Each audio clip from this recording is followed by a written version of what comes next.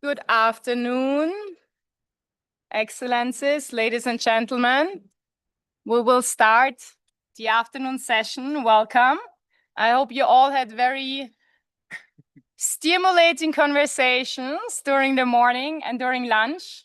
If you cannot hear well, please you have on your seat, you have headphones. So please use them to hear better. So welcome to those of you who are just joining for this afternoon session and also for those joining online. Welcome to the launch of our new policy manual, Safeguarding Media Freedom in the Age of Big Tech, Platforms and AI. 2 years ago, we committed at the OSCE RFoM office to develop something specifically on media freedom and big tech and AI. And then last summer, we partnered up with the Forum on Information and Democracy to develop this concept further. We shaped it conceptually, and then we identified over 150 experts from across the region, also with the help of our OSCE field missions, from academia, civil society, media regulators. We set up a steering committee of 6 renowned experts. We have 2 fantastic co-chairs of the steering committee and our initiative who are also here with us. We have 3 fantastic rapporteurs.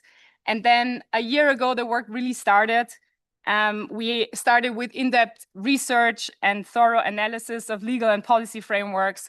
We held several expert roundtables, a public consultation, including also asking for input from the OSCE participating states. We had several stakeholder meetings, interviews with industry representative, consultations, regional validations.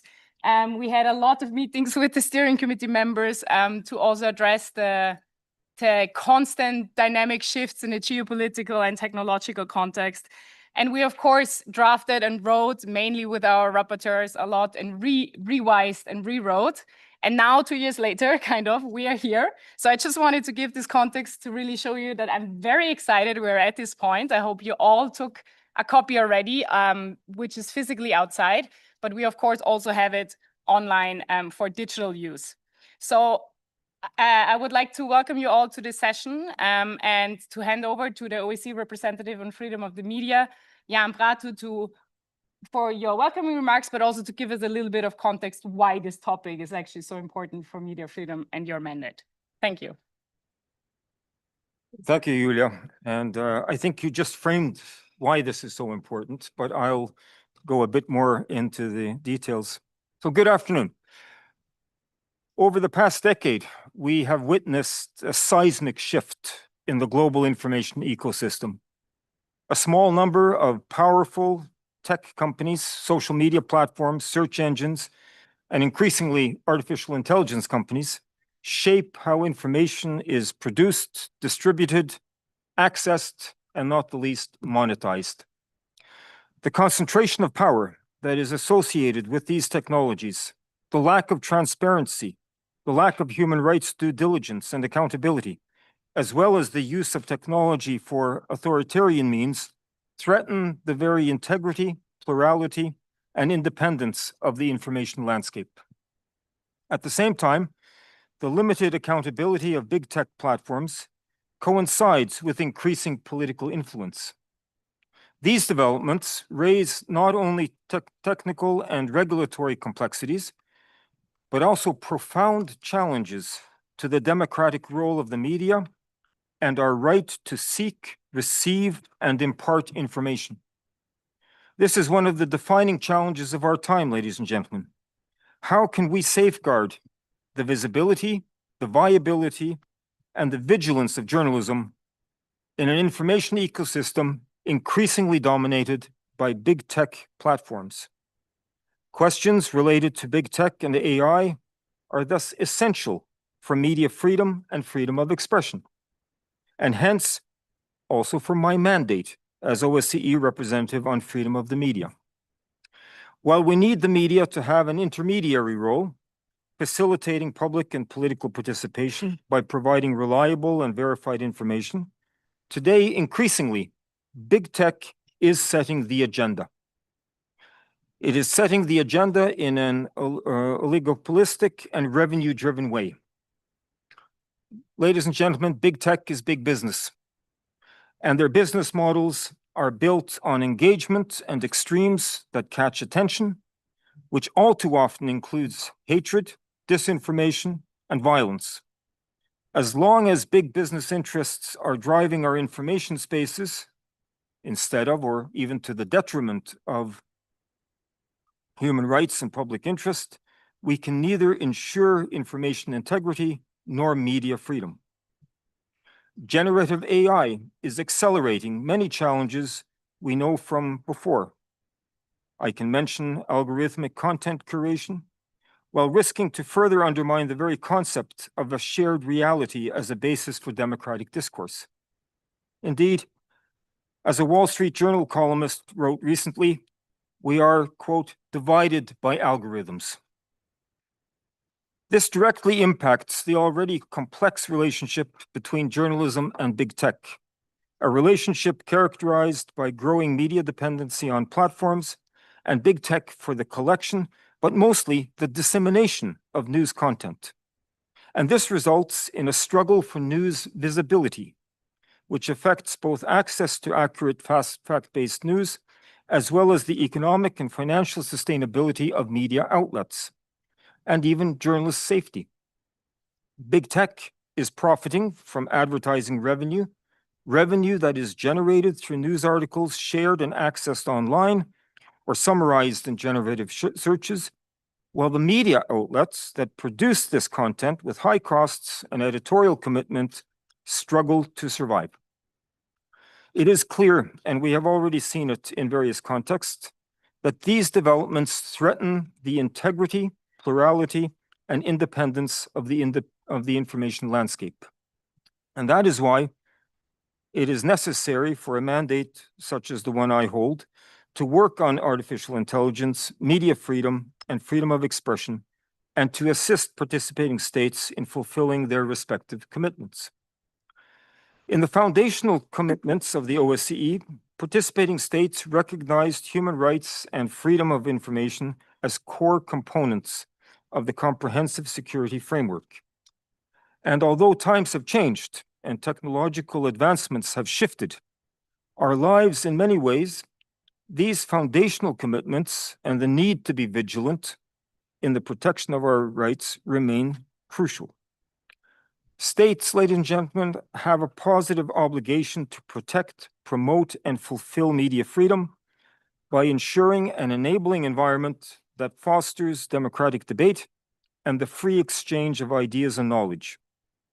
Allowing big tech to control our information spaces at the expense of independent journalism clearly falls short of these obligations.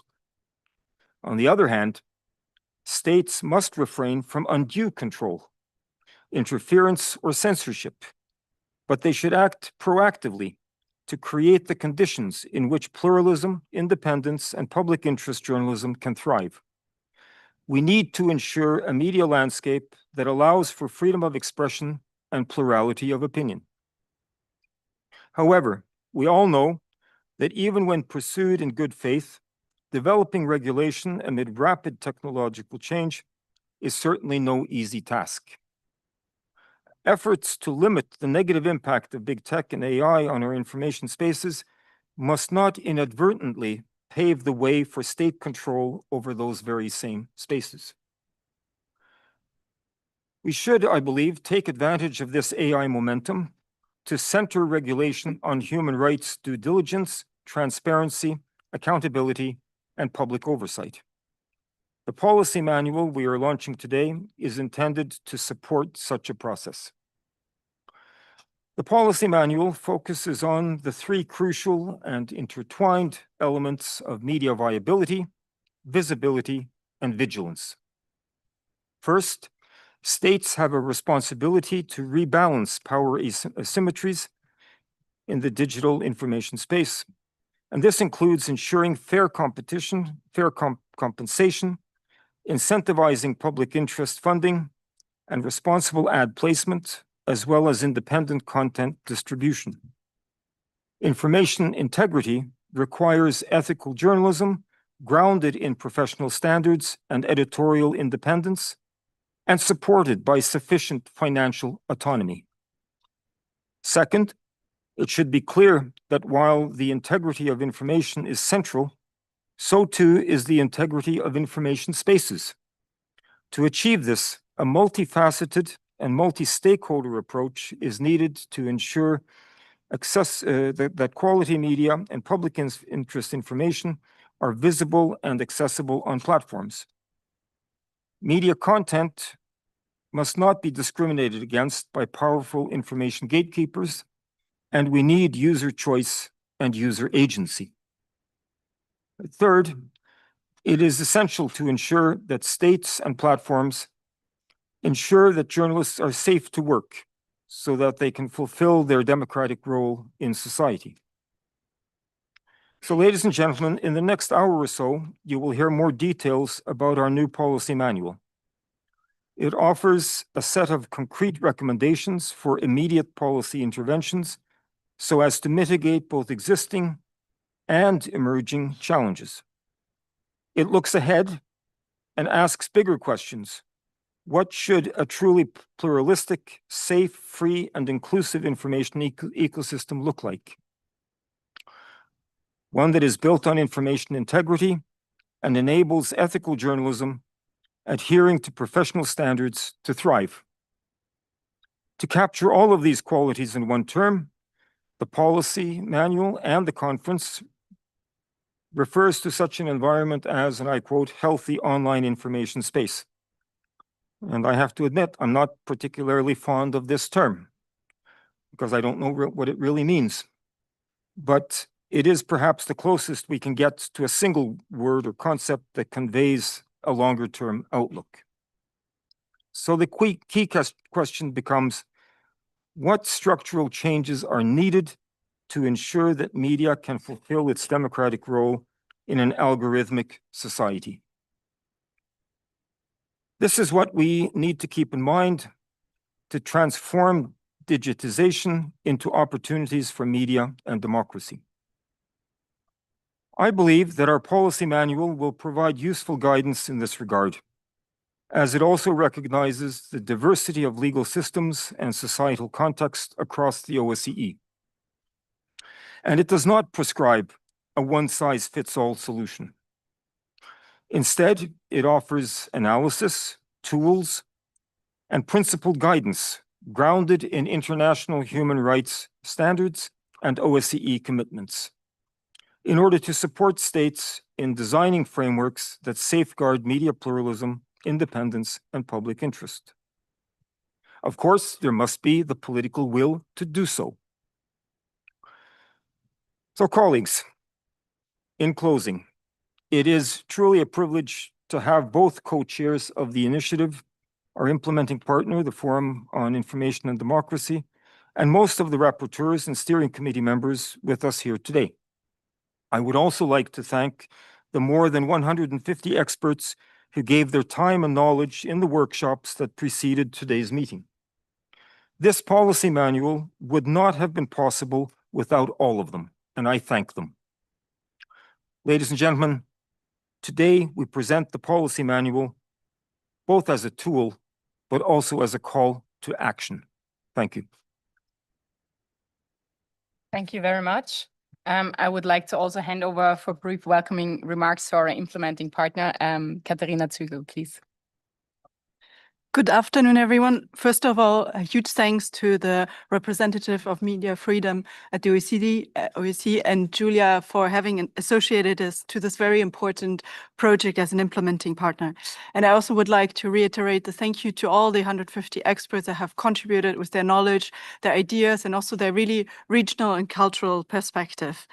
We're really pleased to see the final result of almost 1 year of consultation, a year that was actually marked by considerable disruptions and changes in the global information space and the work for information integrity. The urgency to act has become even more evident. We are now in a world where disinformation and information manipulation have been having effects on elections and on public policies. And we're in a world where AI is taking an increasing role in the information creation and dissemination, directly threatening access to reliable information and the sustainability of public interest media. my colleague has just highlighted the importance of protecting media freedom, but there's also an issue around the economy and the prosperity of our societies. As 11 economists, including 3 Nobel Prize winners, recently highlighted, access to information is not only the backbone of democracy and human rights, but also of our informational economy. And without it, and without the public interest in media that produce reliable information, we cannot achieve prosperity, social welfare, peace, and democracy. At the Forum on Information and Democracy, as the implementation body of an international partnership for information and democracy, endorsed by 56 states, including several members of the OSCE, we have been defending and implementing a democratic vision of the global information space since 2008. This is a vision built on transparency of the platforms, the algorithms, and the data that govern our global information space, built on accountability of the actors in that space, but also the ideological, political, and religious neutrality, something that we've really seen being attacked currently, but also highlighting the right to reliable information, not just information, but reliable, so fact-based, pluralistic, and diverse information, media freedom, and the protection of journalists. So we've provided policy recommendations, and a lot of them are reiterated in the policy manual that goes even further in detail. And we've also been promoting very concrete solutions to some of the very tricky questions, such as the Journalism Trust Initiative, to identify and promote what are actually public interest media. The policy manual that we are launching today is a call to states to implement that vision and to make changes to the global information space, an information space that should be seen as a public good working in the public interest. The manual provides very concrete recommendations for urgently needed mitigation measures, but also for long-term structural change so that our societies can flourish based on the visibility, viability, and the protection of public interest media. We look forward to discussing these recommendations more in detail with you and to see them being implemented in states around the world. Thank you very much. Thank you, Katharina, for the welcoming remarks, but also for the fantastic collaboration over the last year. So both of you highlighted this twofold approach, right? The need for mitigation, but also the need for more structural changes in the long term, and because the information space is captured. So with this, I would like to hand over to Anja Schifrin from the Columbia University to help us a bit better understand how and why the information space is captured, so that you can set the scene for us to have the conversation on how to address the challenges. Sure. Thank you very much. I feel like Jan and Katarina have already said a lot of what I would have said. But I think that globally, it's recognized that we're in a moment of crisis, that journalism and free expression are really in a polycrisis. And as pointed out, this is already affecting policymaking. This is already affecting elections. This is already affecting the health of our young people and our societies. So it's really what we would say in New York, an emergency. And I think it's wonderful that there are so many people in this room who are thinking about what to do and how to solve this. I would add that I think that our community of people that care about media development and care about information ecosystem and information integrity has learned a lot in the last few years. I think that we've become far more sophisticated in terms of our analysis. I think that a lot of the points that have been made about why journalism and why information is so important for democracy have been, as lawyers in New York say, asked and answered. I think we operate from a baseline of understanding why it's important. And I think that where there, as we were writing this, we were thinking a lot about different societies and different contexts. And clearly some of the things that might be appropriate in one place will not happen in others. So as we were writing this and often disagreeing with ourselves, we were thinking a lot, at least I think, that any policy is going to involve trade-offs, and there is no absolutely perfect policy, and there's no perfect recommendation. And sometimes it's between the lesser of two evils. And then it becomes a question of what is your society capable of? What can you actually get done? and what will cause the least harm. So as we were often, we were having these consultations and people were disagreeing, and we'd come away and go, okay, now what do we do? So I think what we really tried to do was a few things. One, provide vast amounts of information about what has already been done that's worked and hasn't worked, or pros and cons and trade-offs. So there are parts of this report, including page 66 to 68, page 75, that actually go over what's in place in different parts of the world and some of the advantages. So that was one thing we tried to do. Certainly the point about short-term and long-term. So if you can just do something small right now, these are things to look at. If you have a bigger vision for where we should be headed, which was some of what we talked about this morning, we have a sort of larger vision. Natalie was responsible for a lot of the larger vision. I think that also we tried really hard. We know that people's attention spans are short.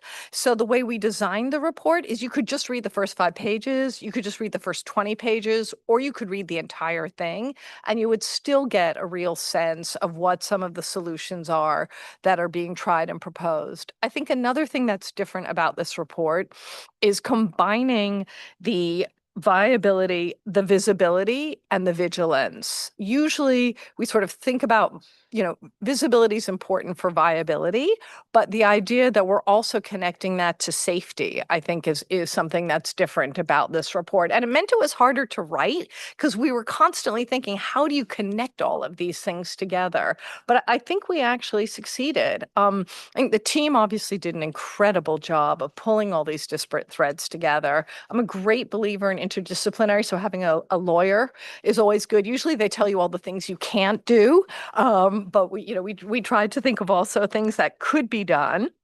And I think that it's clear that these problems are global problems. Many of us go to conferences all over the world. I was at the Siempre Democracia Initiative meetings this summer in Santiago and Colombia. And it's obviously not just Europe. It's really global. But how we get to solutions is obviously going to be different for each country.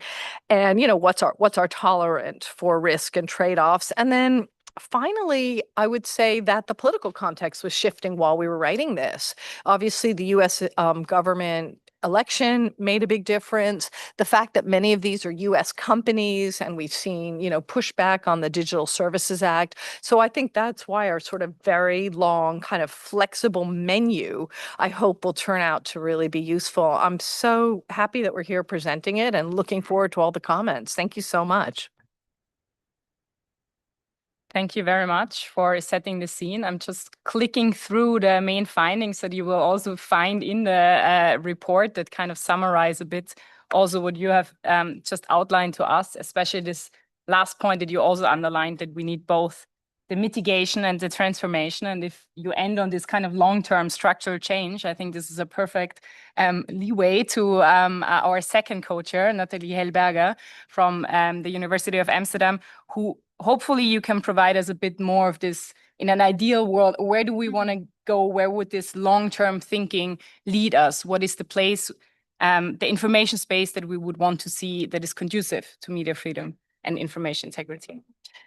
Yeah, thank you for so much, and also thank you for the great collaboration with all of you, which really pulled this report off. And you already said too much work was involved there, but also how many good discussions. And also this morning already, we had some glimpses of where we actually want to go to and should go to. And I think that was also a very, very fruitful discussion. As you also mentioned, the report, on the one hand, gives very concrete recommendations of how to mitigate some of the core risks for media freedom, for visibility, viability, and also safety. But it also concludes that mitigating these risks and regulating platforms will only get us that far. And doing so is critical, but it's in the end a cure of the symptom and not the cause. And I think the AWS outage a couple of days ago is a powerful reminder of how vulnerable this dependency on a very small handful of technology players makes our society and the institutions, including media, but also governments. I think what we haven't talked a lot about, but which should also consider, is that meanwhile, the technology companies that control much of our current sphere are actually moving full speed ahead to reinvent the next iteration of the future of the media. A future that is gigantic, so to speak. Take the example of Meta, that is systematically downranking news right now and integrating more and more synthetic content, LLM chatbots. Think of Microsoft experimenting with news overviews like Copilot Daily, or generative AI is also at the heart of experimentations at Google, and answer machine Perplexity that pulls information from all kinds of sources to give us this one comprehensive answer. So concretely, this means why search engines and platforms in the first digital revolution used AI to organize and moderate the public sphere, with GenAI technology, companies actually give people directly all the news that is worth knowing in one AI overview. Enabled by training their models on the content from traditional media, these providers are integrated into the platforms we've been talking today to become new and even more sophisticated gateways for information access. So that is also part of a possible future. And already we see a change in the information-seeking behavior of citizens. A recent Reuters report found that in the span of only 1 year in 6 countries, the use of GenAI increased from 30 to 60% among people. And the important part for our report here is the primary reason why people turn to AI has also shifted from generating funny memes to seeking information. So this only highlights the urgency of a new way of thinking, and that we really need a shift of mindset and stop believing that we can protect the public digital sphere by regulating social media alone. So instead, to enable a healthy information space online, we really need to free this information access ecosystem from heavy concentration. And we heard a lot today already how these concentrations are at odds with media freedom. The role of the media in a democracy cannot be highlighted enough, and concentration is, always has been, and will be at odds with a functioning democracy. This needs to be super crystal clear. But tackling these concentrations is not possible without ambitious reforms to move beyond mitigating media dependency and towards building an independent, pluralistic information media online landscape that can actually sustain and feed democratic debate, but also societal resilience, because that's also what a democracy is about. And such a reform requires a vision. It really requires that we know where we want to go and do not look to large technology companies to invent this vision for us. This morning, we talked a lot about infrastructure, and I would like to point out that in a recent report of the Dutch Council of Government Policy, the WER actually characterized the democratic role of the media as providing the infrastructures of public space. And I think, seeing in the light of recent developments and the extent to which the media rely on infrastructures, this is an accurate representation. That also means that all the technology choices that we and that media companies make today are not only borne by media organizations, but by citizens and society, who in the end pay the price with their data, their attention, access to information, and intellectual autonomy. So what if, instead of being depending on and fueling the services of a handful of extremely powerful AI companies, media companies could actually choose from a diversity of specialized tiny tools that compete in terms of respect for professional values, property rights, fundamental rights of users, but also simply customer service and getting in touch with media organizations and asking, what do you need? What if, instead of having to reach the audience via social media, media companies had actually access to alternative cloud and platform infrastructures based on open protocols, interoperability, energy efficiency, and privacy? What if, instead of innovating with AI to trap users in rabbit holes and addictive feeds, we see more societal innovation to use the immense opportunities that technology is also offering to better inform, engage, advance media freedom, and also enjoyment of reading media. And I think it's really important to realize the future of the media is not yet written.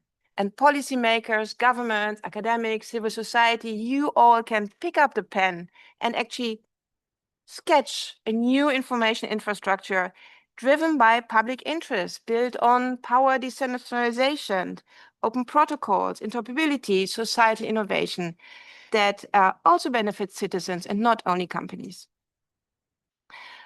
But, and also this is something that we already heard this morning, the challenge is also clear. Many media organizations have limited agency. You need to use social media still. So how do we get out of the lock-ins? And have also limited possibilities to have an active role because of a lack of investment and a lack of skills. This is particularly true for smaller, local and regional outlets. Other organizations are bigger and have more resources, but all of them face an uphill struggle. And this is where governments come into play.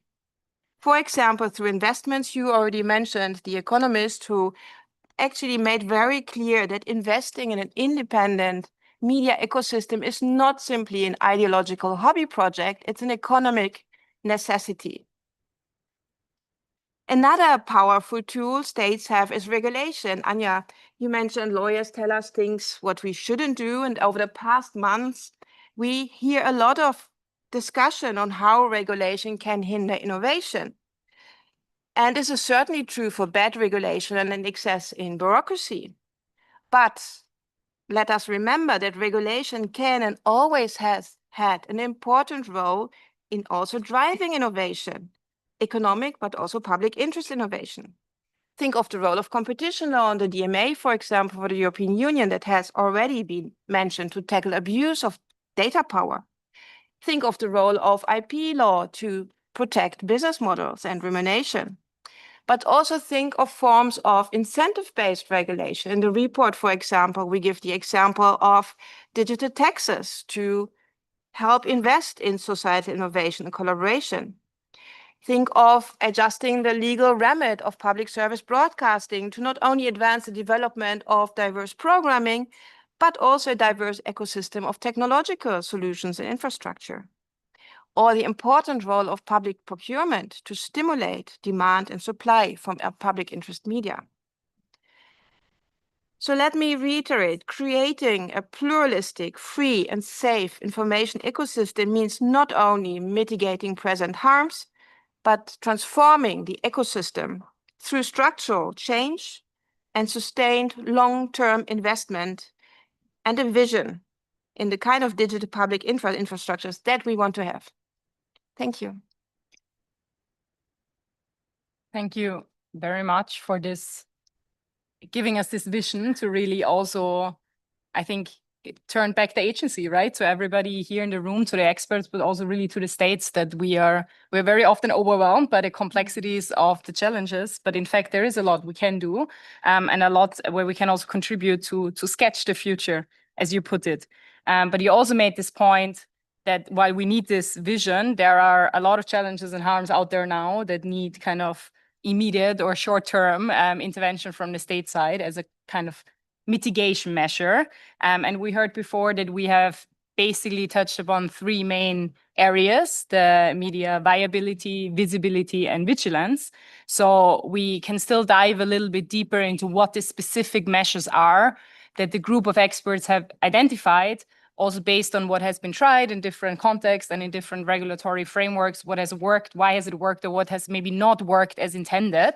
What are the lessons we can learn from it, and what can we draw from it?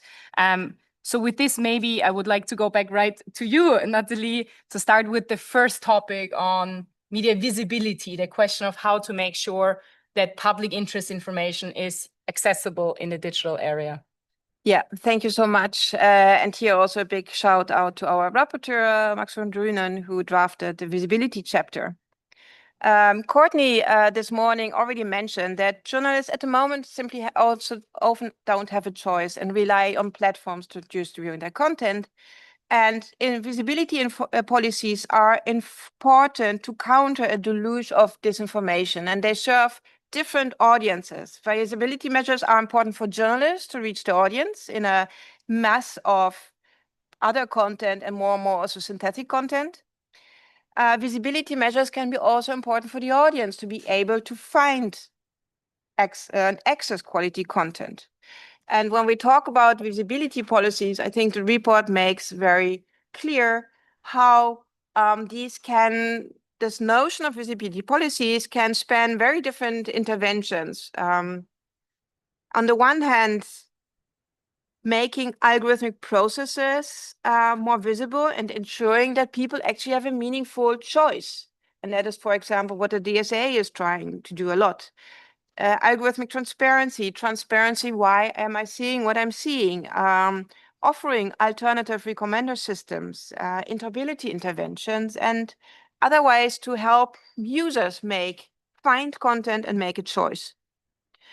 And then you have a second batch of visibility policies, which are very much focused on increasing the visibility of certain kinds of content, quality content, public interest content. During COVID, for example, we had the whole discussion of how to make sure that the information that the audience really, really needs to see is right out there and on top of the search page. These could be, for example, trust labels. This could be alternative recommender systems. These also can be due prominence provisions, are forcing platforms to bump up certain kinds of content and give it more prominence and visibility.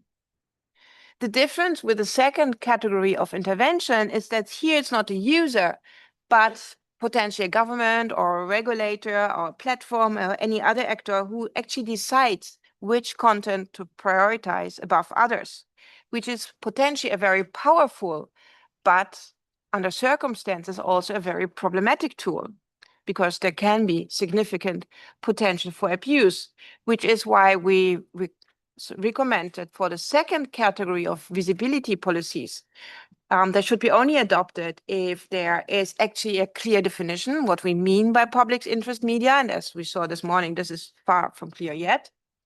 But that there's also an independent and reliable and also inclusive process in which everybody can participate, that can be observable, measurable, and that really requires very strong safeguards against capture. And I think that is something that the report makes very clear.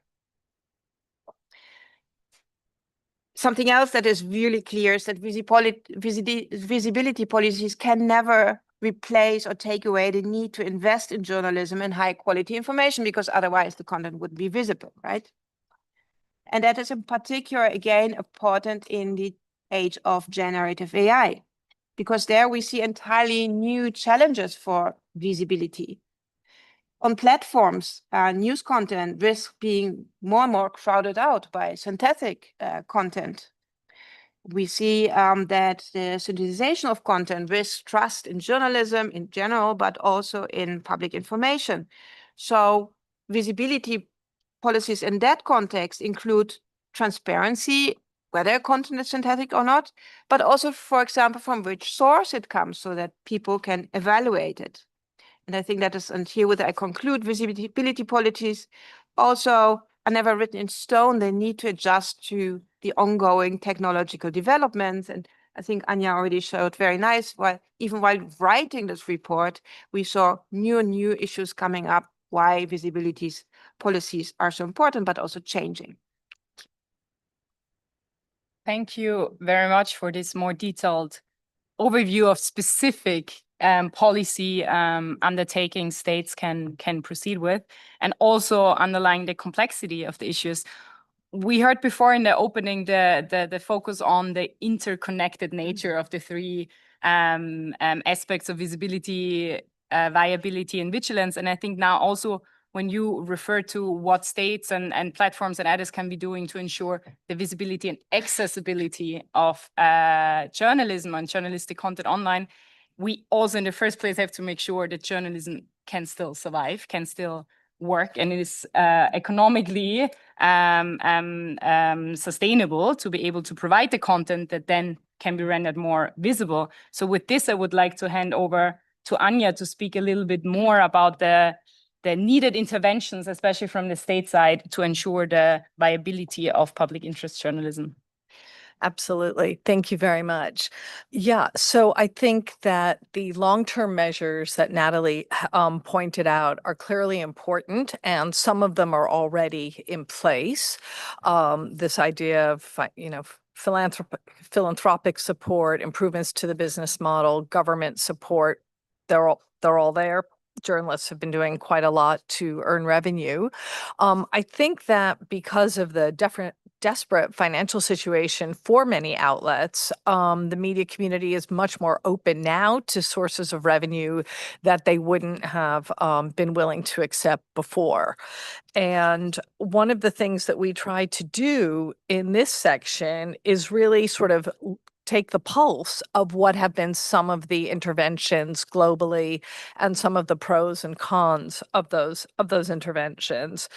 Someone commented this morning that voluntary measures haven't really worked very well, and that would probably be the case here. One of the things we talked about was the Australian News Media Bargaining Code, which required big tech to negotiate individually with publishers as to how much they wanted to pay for news. And that was a short-term fix that helped bring in some money to the publishers, and I think really established the point that tech has to pay their fair share. This can't be something that just philanthropists are taking care of, or governments are taking care of, or subscribers are taking care of. It's a whole of news information, news integrity is a whole of society problem. Really, everybody needs to do their part, and that includes the large companies that profit from news. So the bargaining code model was one model which was tried in Australia. Brazil and South Africa looked at it as well and got a tremendous amount of pushback from the tech companies, something Paula Miralles was talking about this morning. And again, I think this is where the whole point about competition that we allude to is obviously so important. And I know Courtney, among others, have been talking about this for years, which is that when you have a non-competitive environment, you can't actually have good faith bargaining or good faith negotiations. So all of your sort of idealistic, let's all sit down at the table and work this out, won't work when there's a huge power imbalance. Another way that manifested itself, of course, was exit threats. No company likes to be regulated, and when you try to regulate or tax, they always say they're going to leave. And so that's been a huge problem, especially for smaller countries that don't feel that they really have an alternative. Again, something that we talked about this morning. And when Courtney started talking about must carry, we wrote a little paper, a side note for the OSCE on that topic. And that also relates to visibility. Then you have bargaining code mechanisms in some places. Other places, this whole question of digital tax has sort of come back again. And again, it's very funny for people that were in sort of media development to have to start thinking about tax policy.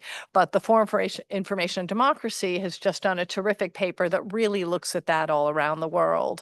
And again, when it looked like the U.S. was going to be part of this Pillar 1, Pillar 2 global agreement on taxation, the United States said to many countries, don't bother with digital taxes because we're now going to have a global solution. And then, of course, that didn't happen.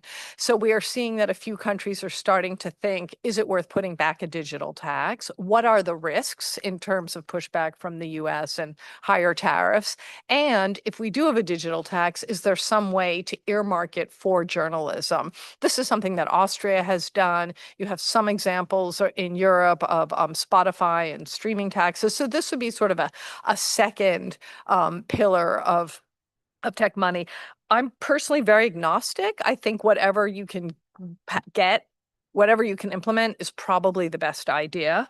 All of these have pros and cons. Maybe none of them are the first choice that we would have chosen, but I think they're all essential. And then really this summer, after we had more or less finished writing, we saw Cloudflare saying that they were going to start collecting a toll. from the platforms because they know there's money to be made, so therefore they want to get a share of it. And Meta, which had said that news had no value, announced a few weeks ago, that they would actually pay something. So I think, again, that sort of metered payment in the tech stack may be part of what's coming, but I think I've written quite a bit on how you value news, and that is not something that we really. There are ways to value news, but that's not what's happening in the free market. What's happening in the free market is asymmetric negotiations between publishers, tech company and tech companies. So those are some of the things that we've looked at. I'm probably forgetting something. And then, of course, European copyright. That's clearly very important. And there's a debate. I think many of you would have seen the report that the EU Parliament put out this summer. There's a debate about whether copyright law needs to be updated. If so, how? Obviously, many of us have been worrying about generative AI for the last few years.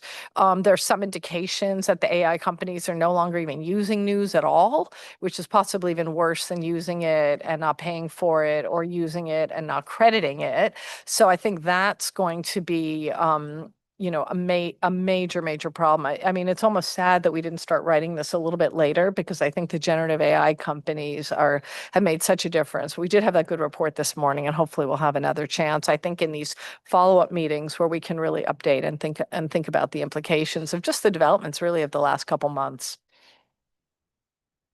Thank you also for this last note on it's a moving target and we have to really continue the conversation. But now we have a kind of currently state of the art, what has been tried, what this expert group thinks can be done, but it's not the end of the conversation, of course. And there's a lot of development in this space.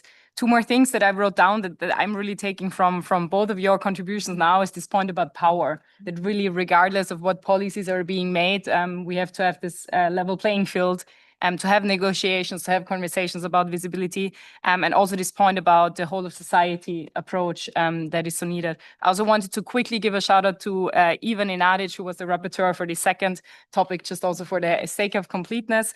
And then the third aspect, which is also closely interlinked to the question of having journalistic content available and accessible, also requires that journalists are safe to do their work and to navigate in the online information spaces. So I think this is the third, or the report states the threefold nature of the issue. So I would like to hand now to Katerina to explain a little bit what the policy recommendations are with regard to media vigilance and safety of journalists. Thank you very much. And first of all, a huge thank you to Bojana, who has been the rapporteur on this topic.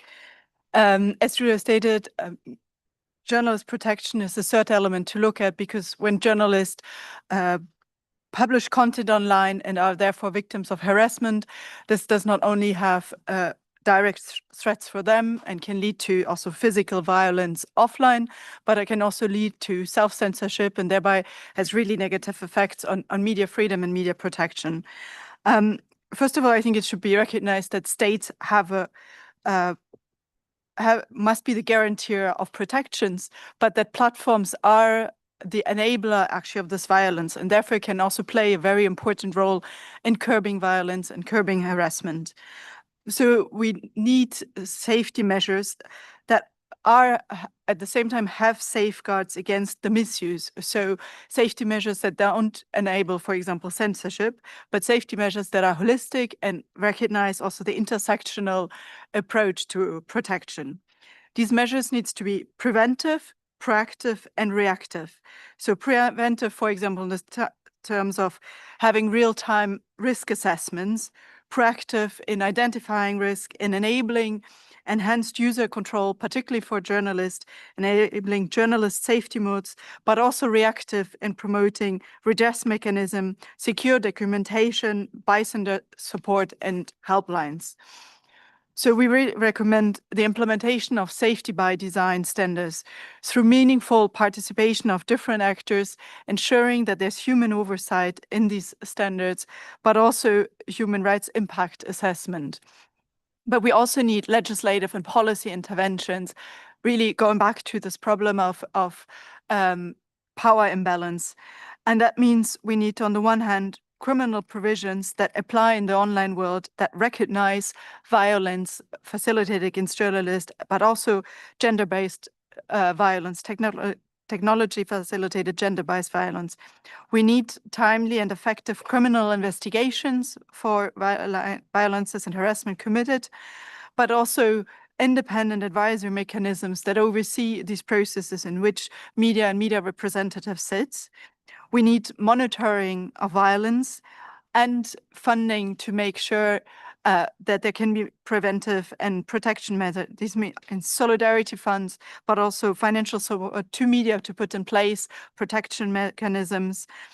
And finally, it all links back to the question of platform transparency and platform accountability to actually understand what are the risks that journalists face online and what are the attacks they're suffering from. And finally, particularly in this issue of journalist protection, it's important to have a multi-stakeholder approach where states, media, journalists, affected journalists, and civil society come together to develop joint measures at the national, but also at the international level, and where we learn from the national and international mechanisms and create more effective means. Thank you very much for this overview. I think that now you have heard in the past almost hour really a lot of different policy interventions that hopefully also inspires you all to take action. I want just to outline here at the end of this presentation of the policy manual before we open up for the conversation and the audience with the room. Again, what the representative said in the beginning of the speech also, or in the beginning of this hour, that it really tries to recognize the different contexts, that there is a lot of principled and adaptable guidance in these policy recommendations. Also to link back what Anja said, that there is a lot unclear. The future of media has not yet been written. There is so much also that is constantly evolving and moving, that one of the recommendations is really this twofold approach of mitigations in the short term, things that can work, but really without losing sight of this long-term vision of how we think a healthy online information space is should look like, and what role different actors in a whole of society approach can take, while also recognizing this power dynamics.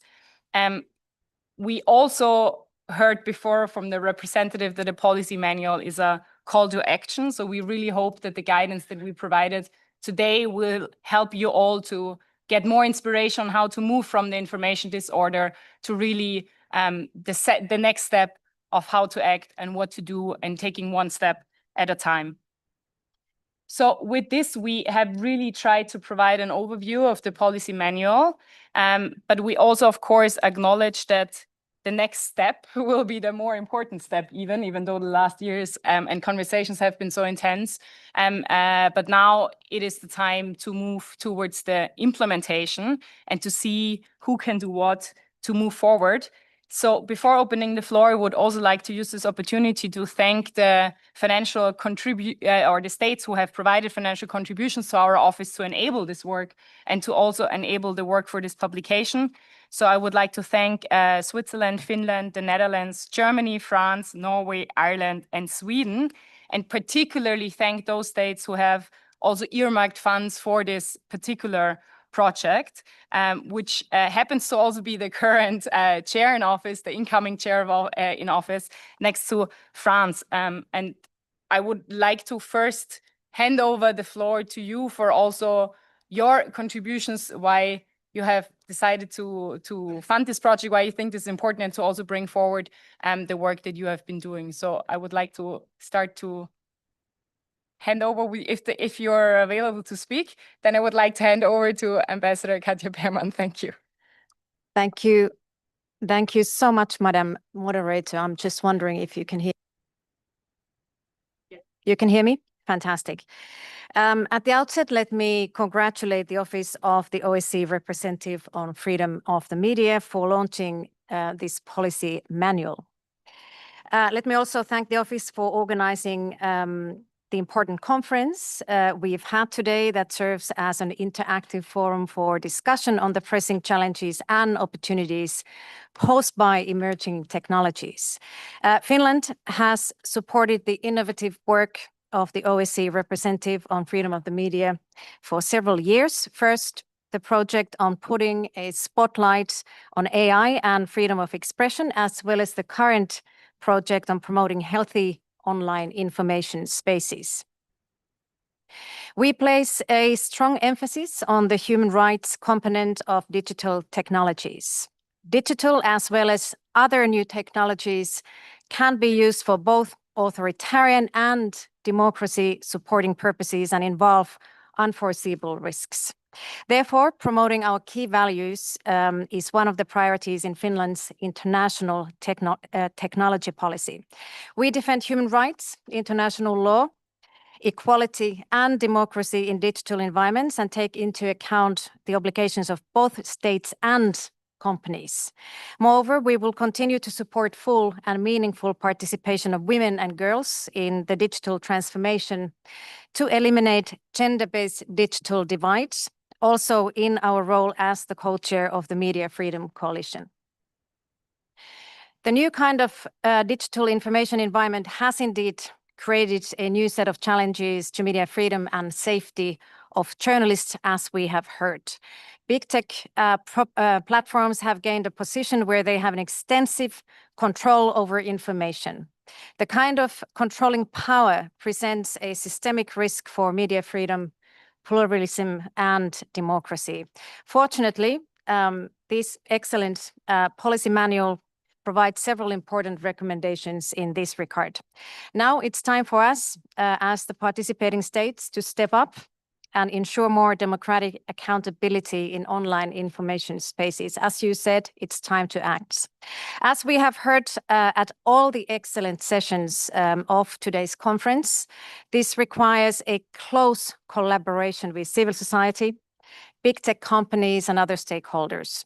In this way, we can enable a diverse and independent media ecosystem and provide healthy information spaces for a well-informed public debate, as was also highlighted by all the panelists.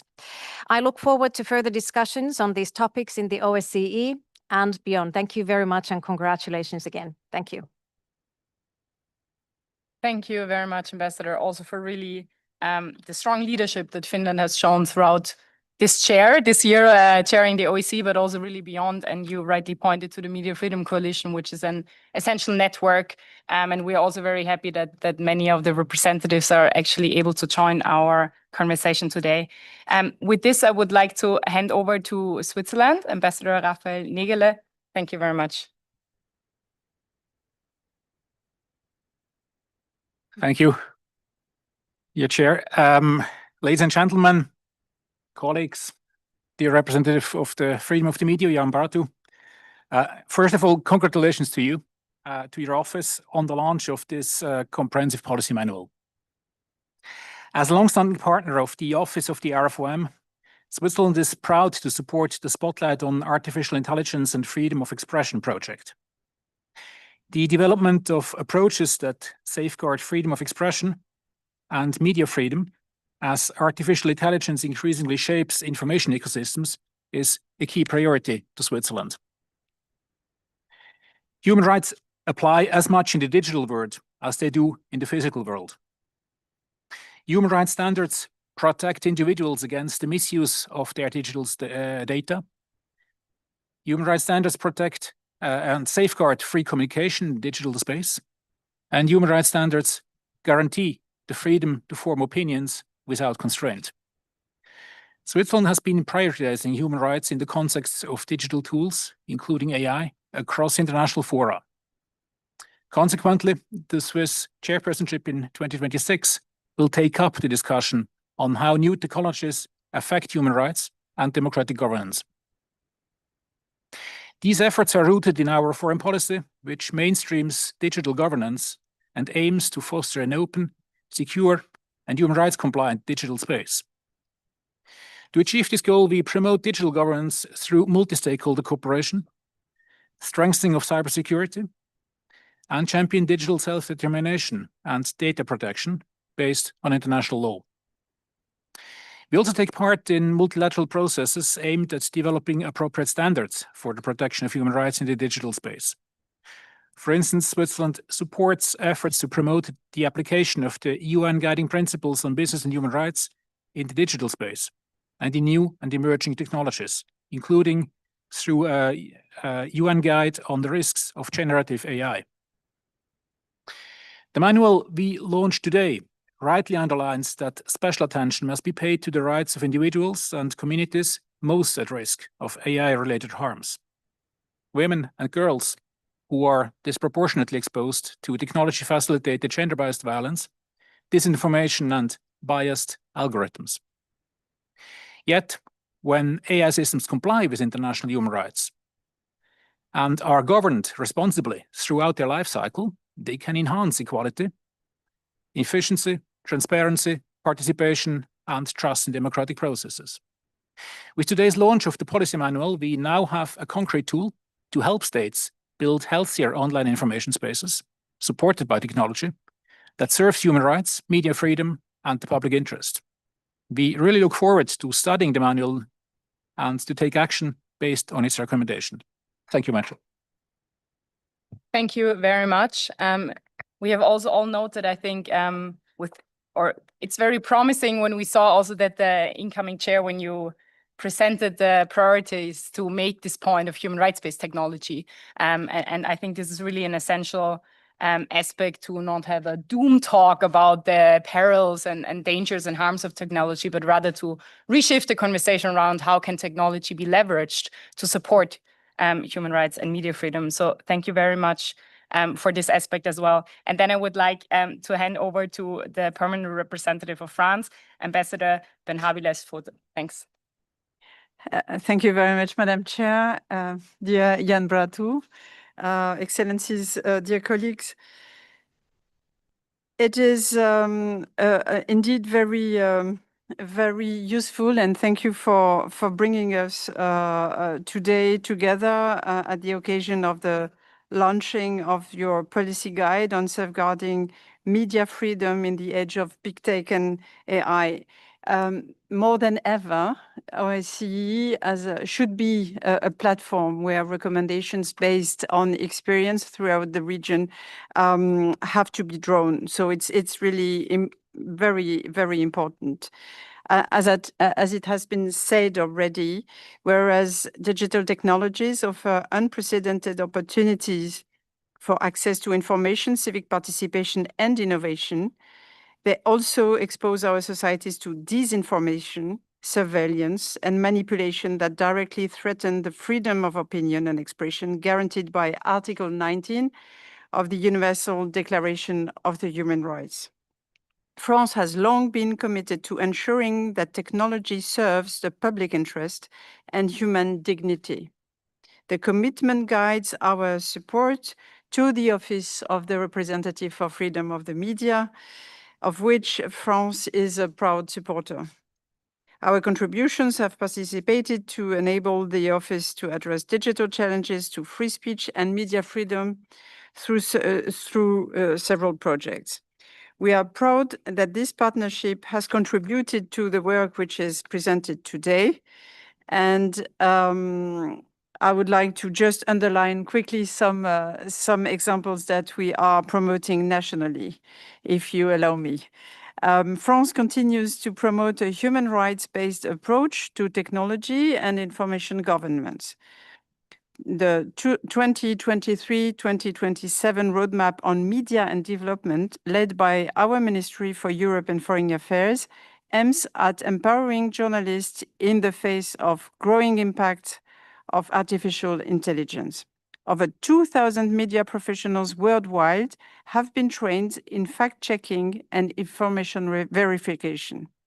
In February earlier this year, France hosted the AI Summit, reaffirming its position as a leader in digital policy, from promoting digital autonomy and sovereignty and safeguarding digital rights within the EU's regulatory framework to advancing a digital services tax as a means to rein the monopolized power of big tech.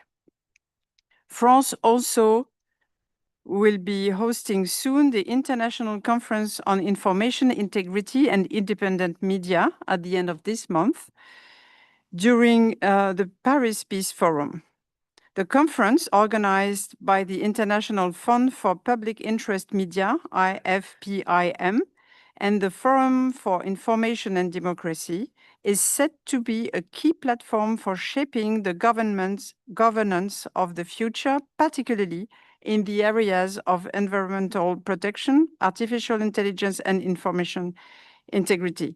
We will make sure that the policy guide that is presented today will be also presented in this framework, and we will make sure that we will be raising awareness on it. Last month, France joined the Digital Public Goods Alliance, reaffirming our determination to advance digital sovereignty and autonomy while preventing monopolistic control over global information flows. In a context where digital technologies are increasingly instrumentalized for policy purposes, France will continue to advocate for transparent, accountable, and rights-compliant governance and technology. We are convinced that safeguarding human rights is essential not only for the media pluralism and democratic debate, but also for lasting peace and security within the OSCE region and beyond. I thank you very much. Thank you very much also for providing this national component, which of course is essential to also, when we speak about political will, this is a lot also, of course, about what national governments can be doing. You also mentioned the relevance of the regional approach, and I just wanted to build on that very briefly, because this is, of course, something that also we at our office and in this initiative took very seriously, and we really tried to bring in the experiences and perspectives from journalists and the media from across the entire OSCE. And we were able to also bring in perspectives with experts who were identified by the field missions, and to really make sure that we have a conversation that recognizes the challenges, which are very diverse in different contexts, which was also something that made it even more challenging to come up with recommendations that are valid for everybody and all different contexts. And we will also continue now in the next phase of the implementation to try to find this regional contextualization. So for example, next month, we will have our regional media freedom conference in Central Asia, where we will also have a conversation around how to really bring this policy manual now forward in a specific regional context of the OSCE. And while this entire OSCE regional approach is, of course, essential, as you have seen and heard also from the conversation today, many of the existing policy frameworks stem from the European context, both the EU, but also UK to a certain degree. So I would also like to bring in this perspective. And just before I hand over, I wanted to mention that we will then open up the floor. We have already heard a few others who would like to speak. But of course, you are also more than welcome to ask questions to our experts and speakers here, or if you want to hear more or learn more about the one or the other policy recommendation. But before that, I would like to hand over to the EU Ambassador, Araza Astrauskaite. The floor is yours. Thank you. Madam Moderator, thank you so much, and good afternoon, colleagues. I'd like to start by thanking the representative and his entire team for this event. It's really fantastic, and for the policy manual. The manual's key recommendations are designed to support OSCE participating states in ensuring the availability and accessibility of independent, pluralistic journalism and reliable information online. The RFoM is the crucial partner for the European Union. Freedom of expression, media freedom are core EU priorities, and they lie at the heart of the comprehensive concept of security. Free, diverse, and independent media are indispensable to democratic societies. Independent, fact-based journalism protects democracy by exposing injustices, holding power to account, and enabling citizens to make informed choices. Digital platforms continue to play a significant role, offering both avenues for free expression and new challenges in facilitating the spread of disinformation and online surveillance. Tackling such challenges by fully respecting human rights remains a key priority for the European Union. Recently, the rapid development of generative AI, as well as major changes in the corporate policies of social media platforms, have confirmed that firm action is needed to frame and regulate the digital sphere. The European Union has spearheaded legislation to tackle these issues, in particular, the European Media Freedom Act, the Digital Service Act, and the Digital Market Act. The UAI Act is the first ever legal framework on artificial intelligence. It aims to promote the development of AI while addressing the potential high risks it poses to safety and fundamental rights. One of the main objectives of EU's human rights policy is to promote universal human rights and fundamental freedoms, the rule of law, democratic principles in the digital space, as set out in the Council conclusions on digital diplomacy and in the EU Action Plan on Human Rights and Democracy. The EU's position in multilateral diplomacy is clear. We continue to advocate for open, unfragmented, free, safe, and secure internet for everyone and for the respect of privacy. The European Union promotes the rights to privacy, and that protection addresses arbitrary and mass surveillance and actively combats internet shutdowns, online censorship, hate speech, and online gender-based violence, all in full compliance with international human rights law. We also promote a human rights-based approach to the design, development, deployment, evaluation, and the use of AI. Thank you so much. Thank you very much also for underlying this last point on design, development, and deployment. I think this is crucial, and it's also something that we really underline in the recommendations, that we have to address the entire AI life cycle. So thank you for underlying this. And then a second aspect, I think that you mentioned, but that we also heard in the morning, is really this multi-stakeholder and whole of society approach. And this links perfectly to our next contributor, because we are very lucky to have here from Ofcom, the UK regulator director Ali Abbas Ali, who is director of broadcasting competition, to also bring in this different perspective. We have, of course, the state responsibility, but regulators, independent regulatory bodies, play an essential role in upholding human rights in the digital space. So thank you very much for being here and for contributing. Thank you very much, Julia, and may I add my congratulations and gratitude to the whole team for a really excellent day and a really excellent piece of work. I think what I will add here are two practical observations from someone who is implementing regulation in both media and competition spaces. The first observation is based on the conversations that we had this morning. And what I would identify is that the legal frameworks that we have inherited for media freedom were very much based on either market concentration or the interface where media met the audience around content standards. And they are woefully ineffective for the world that we live in today. And what we are observing is actually this is a value chain of how high quality journalism reaches the audience through a number of complicated steps, or an ecosystem with a number of processes, and either representation works. And what technology has done has exploded every single one of those steps or every single one of those processes with multiple actors and multiple modalities of how those actors can conduct that process. We've got mathematicians and philosophers in the room who can tell you whether that's adds to complexity or multiplies it or whatever.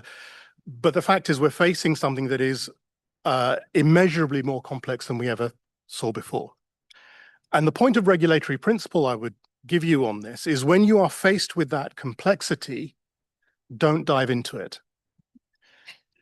Head upstream. And there's an element of art of war to this, which is relevant. Downstream into the detail is where the platforms want to take you, because that is their expertise, that is their battlefield. Don't use the battlefield that your opponent has chosen. Head upstream, and this is the conversation we had this morning, which is what are the outcomes that our citizens want? And what are the really fundamental points of principle that we hold dear? And we talked about those a lot this morning: freedom of expression, freedom of thought, freedom of opinion. And then articulate, this is the outcome that I want to see. And let that be your guiding star as you go forward. So that will be my observation on this morning.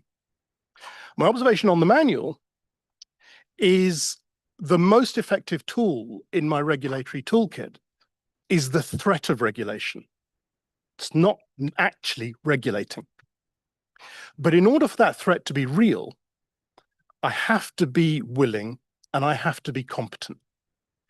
And you demonstrate that willingness and competence by doing something. So when you're faced with this multiplicity of issues and this enormous complexity, pick up the handbook and choose something and do it.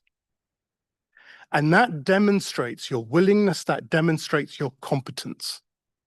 And then the threat that you may do something else becomes real. And that conditions the behavior of the people that you're trying to regulate. So if you're looking at this and saying it's all very daunting, it's all too difficult, it's all too complicated, it isn't. Pick up the handbook, do something.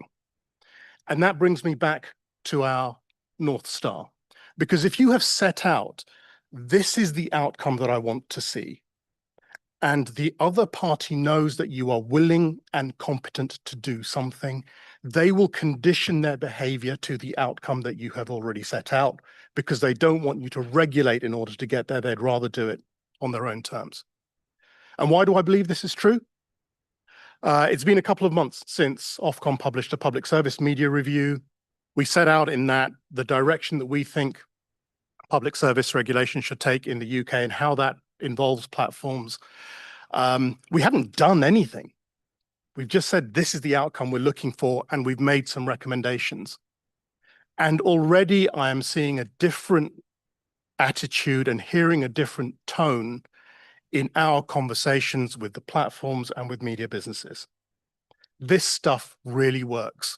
You just have to do something. And that's the call to action I would ask for you all. Take this back, do something. Thank you.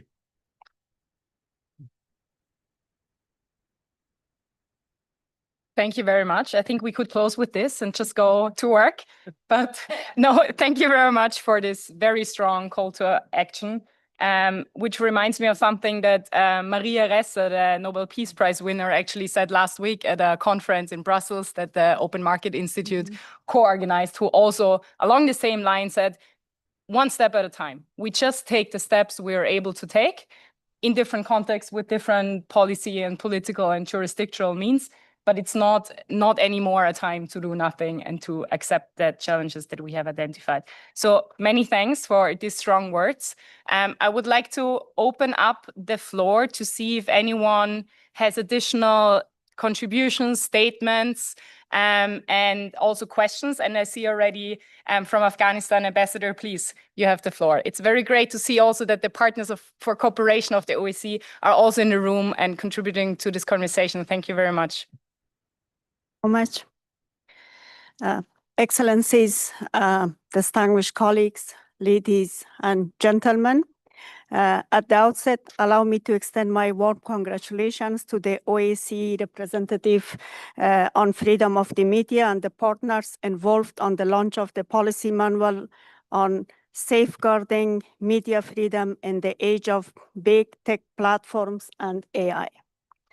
We commend the tireless effort of the OSCE representative on freedom of media, the media and big tech initiative, and all experts who have contributed to this timely and forward-looking work. This initiative stands as a vital step in ensuring that technological progress remains rooted in the values of human rights, media freedom, and human dignity.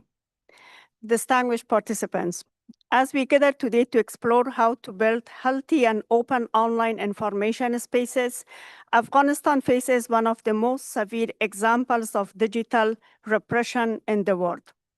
Under the Taliban's repressive rule, our people are witnessing the systematic dismantling of fundamental freedoms, both offline and online. Since the Taliban's return to power in August 2021, the media landscape in Afghanistan has undergone a dramatic transformation. Once considered one of the most dynamic and diverse in the region, Afghanistan media now faces unprecedented restrictions, censorship, and intimidation. According to multiple reports from international watchdogs, more than half of the country's media outlets have shut down, and thousands of journalists, especially women, had to flee the country. Those who remain operate under constant threat. The Taliban's so-called media guidelines imposes a strict control over content, banning criticism of their rule and prohibiting coverage of protests, women's rights issues, and opposing political voices. Women journalists have been among the most affected. Many television channels have been forced to take female anchors off air or require them to appear with full face coverings. Access to information has become severely limited as government institutions dismantled. And also, they no longer provide transparency or allow independent questioning. Before the Taliban takeover in August 2021, Afghanistan had an estimated around 600 media outlets employing roughly 11,000 to 12,000 journalists and media workers. Within months of the takeover, 43% of media outlets shut down, largely due to restrictions, economic collapse, and threats. By early 2022, the number of functioning outlets had fallen to about 305, less than half the pre-August 2021. Many provinces have lost independent local radio and television entirely, leaving Kabul as the main remaining media hub. Reporters Without Borders estimates that over 2/3 of Afghanistan's 12,000 journalists have left the professions or fled the country since August 2021. Women have been disproportionately affected. Nearly 80% of female journalists have lost their jobs. In recent days, Afghanistan has experienced an internet blackout under the Taliban regime, which was accompanied by the suspension of mobile networks and SIM card services. These deliberate restrictions had left millions of our people off from the outside world. Excellencies and colleagues, as a former professor of journalism and communication, I reaffirm that in such a context, discussions like today's are not abstract. They are deeply urgent. Ensuring media freedom, access to information, and digital connectivity is not only about policy. It's about protection, survival, and hope for millions of people in Afghanistan. We therefore urge the OSCE and participating states to continue standing with the women and girls of Afghanistan and with the journalists to advocate for their rights to connect, to freely report, to learn, and to be heard. Afghanistan's voice, though silenced at home, remains alive in this hall, and we thank the OSCE representative on freedom of media for providing a platform where freedom, truth, and dignity continue to find their defenders. Thank you. Thank you very much, Ambassador. We've spoken about the interrelated nature of media visibility, viability, and vigilance, but thank you also for underlining this interrelated nature between the digital and the physical sphere and how the threats are interconnected. I have next on the list the Ukrainian deputy to take the floor, and then I see Courtney Raj will also take the floor afterwards. Thank you. Please, you have the floor. Thank you very much, Madam Moderator, Excellency, colleagues. I would like to thank the OSCE representative on freedom of the media, Jan Barato, for highlighting the urgent need to protect media freedom and launching the policy manual.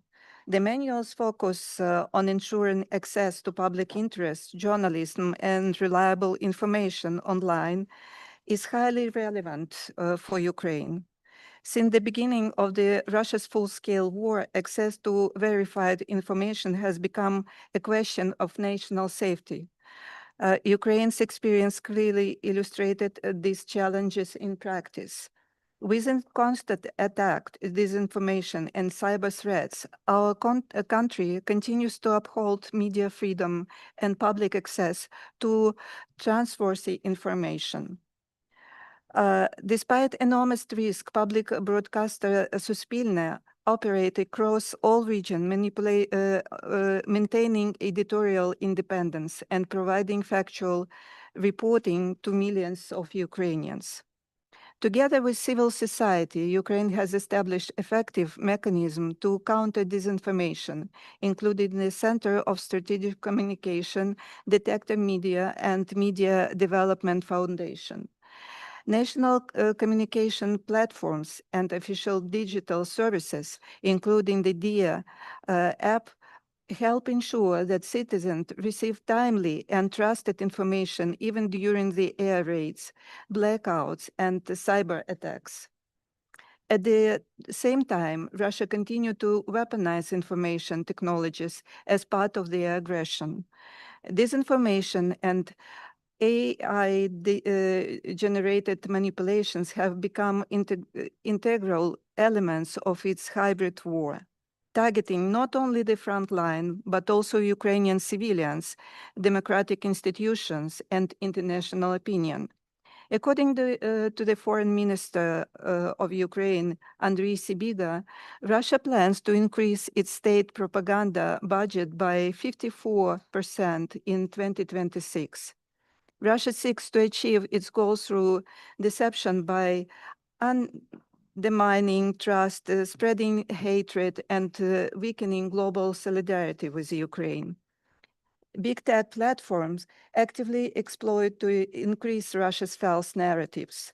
Coordinated Russian networks, including on social media platforms and messaging services, manipulate search results and spread false information about the treatment of prisoners of war and even fabricated statements of international organizations.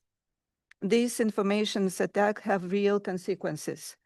They jeopardize journalists, obstruct humanitarian reporting, and delay international responses. Safeguarding media freedom today means defending the information space itself from manipulation, intimidation, and digital violence. Ukraine continues to strengthen media resilience, promote media literacy, and cooperate with technology companies to remove manipulative content while upholding freedom of expression. But these efforts require collective response. We call on the OSCE participating states and big tech actors to ensure transparency, establish rapid response mechanism against wartime disinformation, and provide digital protection for journalists and fact-checkers working in conflict zones. Dear colleagues, I would also like to take this opportunity to remind about the tragic toll that Russia's war has taken on the journalistic community. Since the beginning of Russia's aggression against Ukraine in 2014, more than 113 journalists and media workers has been killed while performing their professional duties. 29 Ukrainian journalists remain illegally detained by Russia, held in inhuman conditions and exposed to constant threat of their lives and health.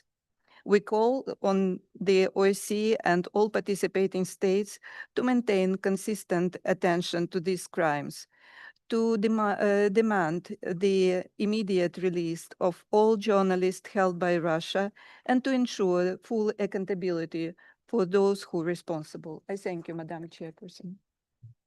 Thank you very much. Also for reminding us that information integrity that we speak about has, of course, specific relevance and challenges in the conflict and crisis setting. And we are very much looking forward to also continue to working with you on this aspect. Specifically, I would now like to hand over to Courtney Raj, one of the experts who was fundamental in this process and involved, and we're very happy to also have you here, please.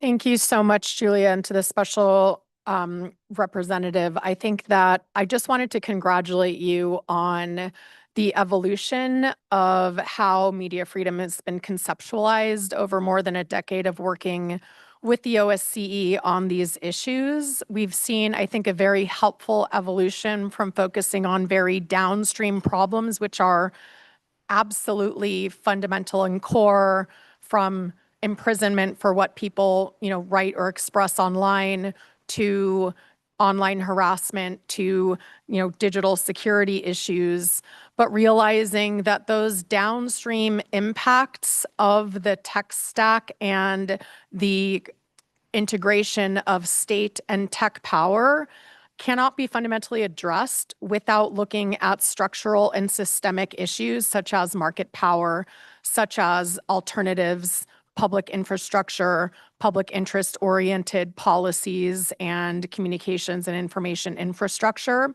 And I think that I come from the United States, but I work globally.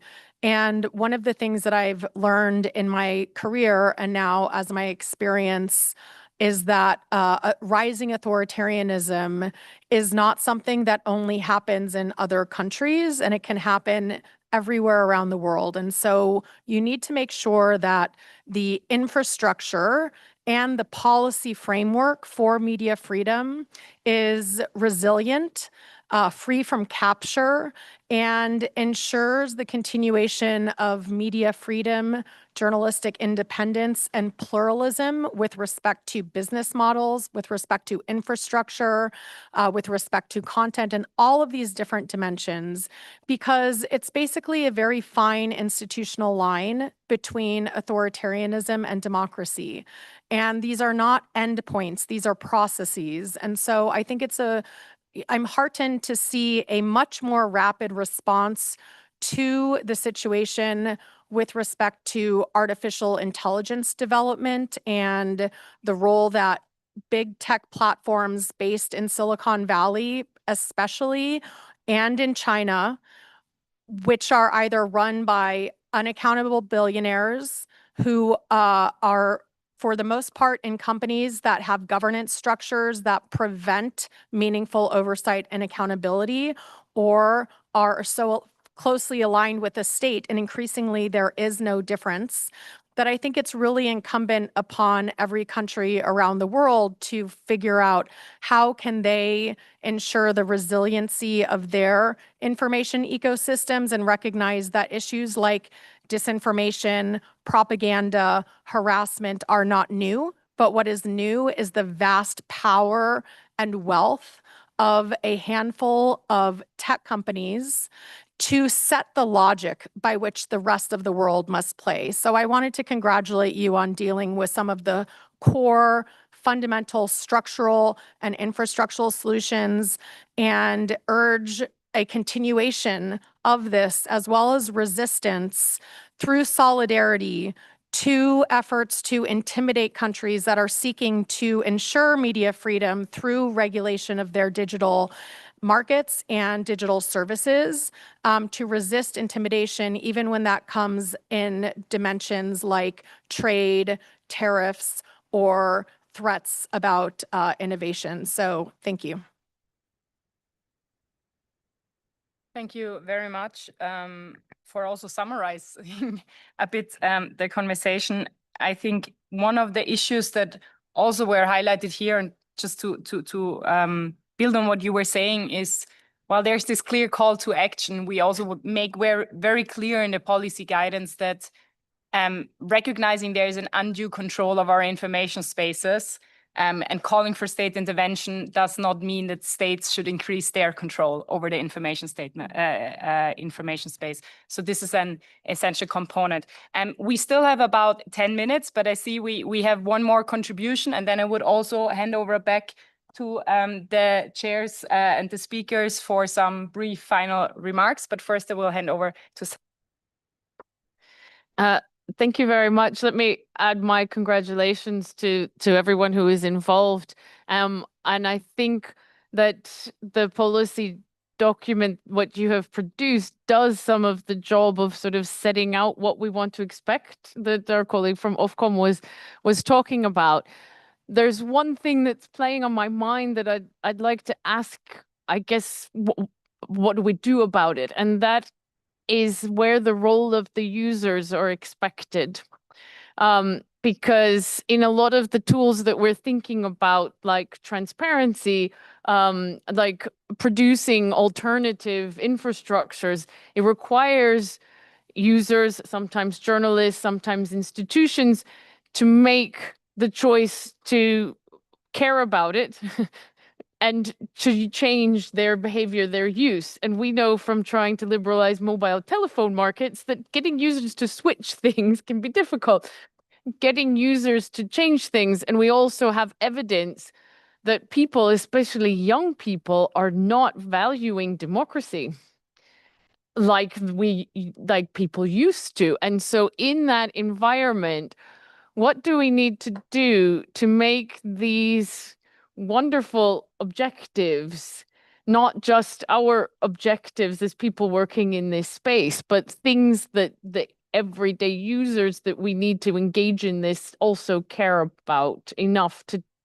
do their part in this whole distributed responsibility that we have set up? Thank you very much. Before I will ask the speakers to reply to this question, but also the closing remarks, we still have a contribution by the Armenian deputy, so I would like to hand over. You have the floor. Thank you, Madam Moderator. The delegation of Armenia congratulates the OSCE representative on freedom of the media for the launch of the policy manual safeguarding media freedom in the age of big tech platforms and IA. This is a crucial step forward.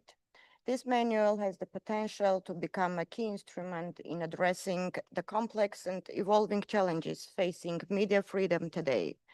As AI technologies and major digital platforms continue to reshape how information is created, disseminated, and consumed, forward-looking policies are essential to protect journalistic integrity, ensure accountability, and uphold democratic values. The independence of the media is an absolute priority for the government of Armenia. According to the World Press Freedom Index, Armenia has further improved its ranking, rising from 49th place in 2023 to 43rd in 2024 among 180 countries. We believe that there can be no security without media freedom. The state of media freedom is closely tied to political and security realities. Restrictions on independent journalism do not occur in a vacuum. History shows that serious violations of international humanitarian and human rights law often begin with silencing independent voices. We reaffirm our strong standing position on the importance of guaranteeing the safety of journalists online and offline. In addition, the rise of hateful narratives online and the misuse of digital technologies and AI pose serious threats to human rights, democracy, and the rule of law. We emphasize the need to balance freedom of expression with efforts to combat misinformation. This must be grounded in democratic governance, strong human rights institutions, and a vibrant civil society. In closing, we reiterate the firm resolve of the Armenian authorities to further protect freedom of media. I thank you. Thank you very much. With this, I would like to hand back to our speakers, and maybe let me start in the reverse order, if that's fine, and ask you, Anya, whether you want to reflect on the question of the responsibility also of the user, which I think is a great follow-up to the whole of society approach you were mentioning before, but also just some closing final words you would. Oh, sure. You would like to give the state's president, the other experts in the room. Yeah, I'm so glad you brought up the role of the user. I think that in the taxonomy of interventions that different countries and societies use, I think that we've seen some places, such as the US, really stress individual responsibility. Countries that don't want to regulate big platforms often focus on things like media literacy. Journalists try to build trust, for example, and boost community engagement. So I think that individual responsibility is clearly a very, very important part of this piece. I think that one of the problems is we're talking about a problem that has tremendous scale huge virality, huge volume, and is often deliberately misused. And that's where we come into the trade-offs. You know, there's so many policies that if everybody were a good actor, you wouldn't even need them, or the policies would be fine. But I think that when it comes to, I think where the platforms can help, a few things. One is, don't forget that so much of the design is designed to foster and encourage and monetize bad behavior. So I think that's really a design flaw. And we have so much information now from people who've worked for those companies who've really revealed that to an extent probably none of us were aware of in the beginning in 2011 when we thought this is all wonderful. Everybody, remember Clay Shirky, here comes everybody, we'll all get together and we'll all be friends and this is fantastic. And it turned out that really wasn't how many of these things were designed. And then as I mentioned, I think the volume and the virality is absolutely something that the platforms are responsible for. And then also they have their own standards of content moderation and their own rules of community behavior, which very often they're not actually enforcing. And sometimes that's because it's expensive. And time consuming. And I think that's part of what's so great about the DSA is it's saying just, enforce don't break our laws. But apart from that, we're not going to censor you, but just enforce your own policies. So I think that's definitely part of it. Obviously, others will want to speak, but I think it's been very heartening to see the commitment from so many of the member states and the representatives to speak about the, just showing the importance of journalism, of information integrity and democracy. I feel very inspired by this. I think it's wonderful. I obviously second many of Courtney's points, and obviously very important to hear also about the situation in Afghanistan and Ukraine and everything else. So thanks to everybody for their comments. I'm sure others want to close us out. Thank you very much. Natalie, would you want to add to this? I'm sorry, you're typing. I can also first hand over to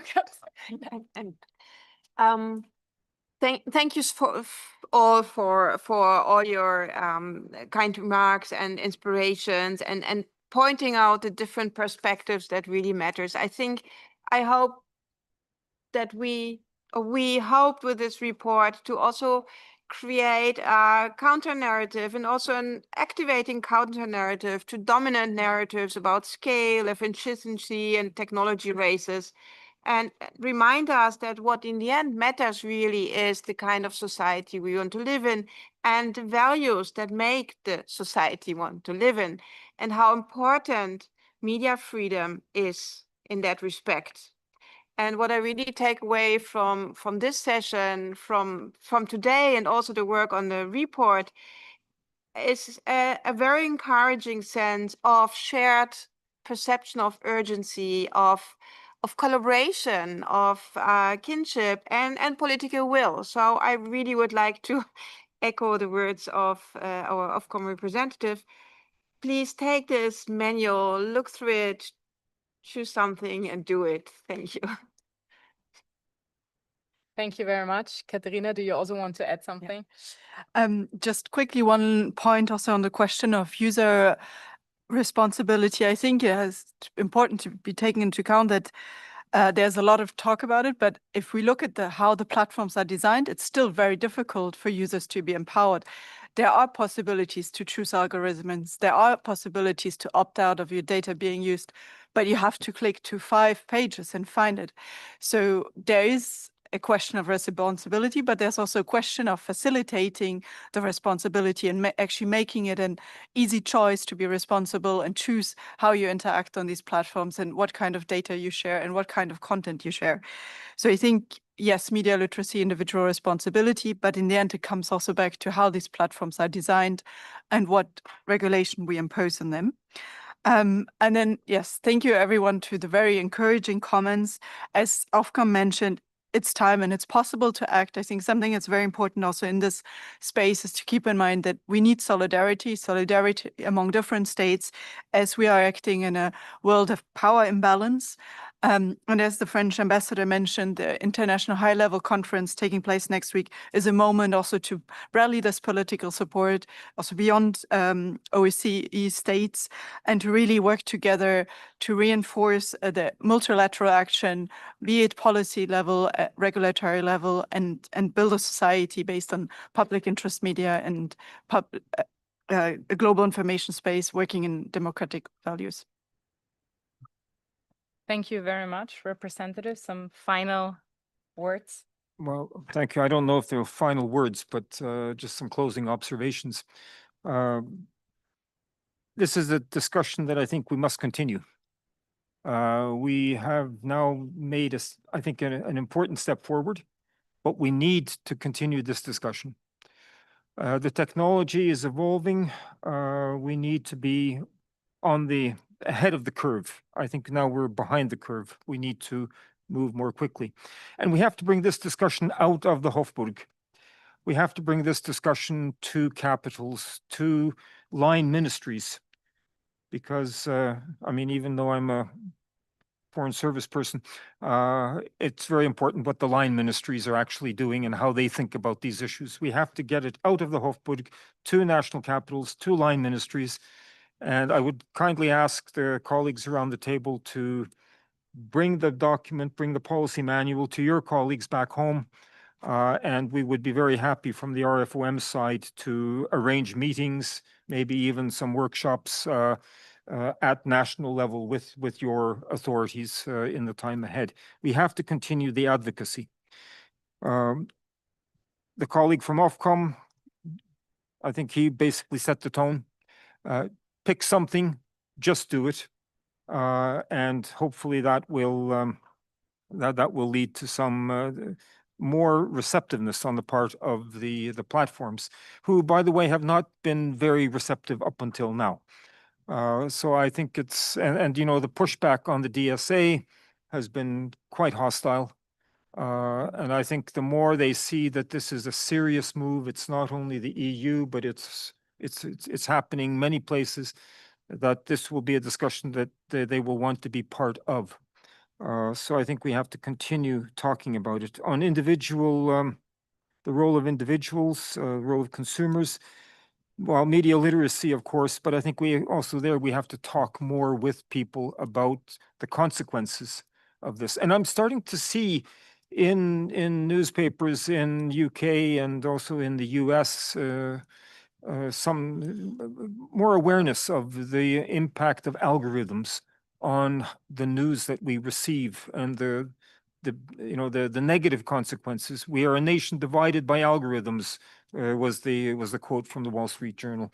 And I think that's, we didn't see anything like that even a few months ago, but we're starting to see it now. So I think we're on the move. We all have to continue working on this in the time ahead. And we, from my office, will continue to work on it. And for that, we also need your support, political and other. So thank you very much. And thank you to Julie and the team. Great work.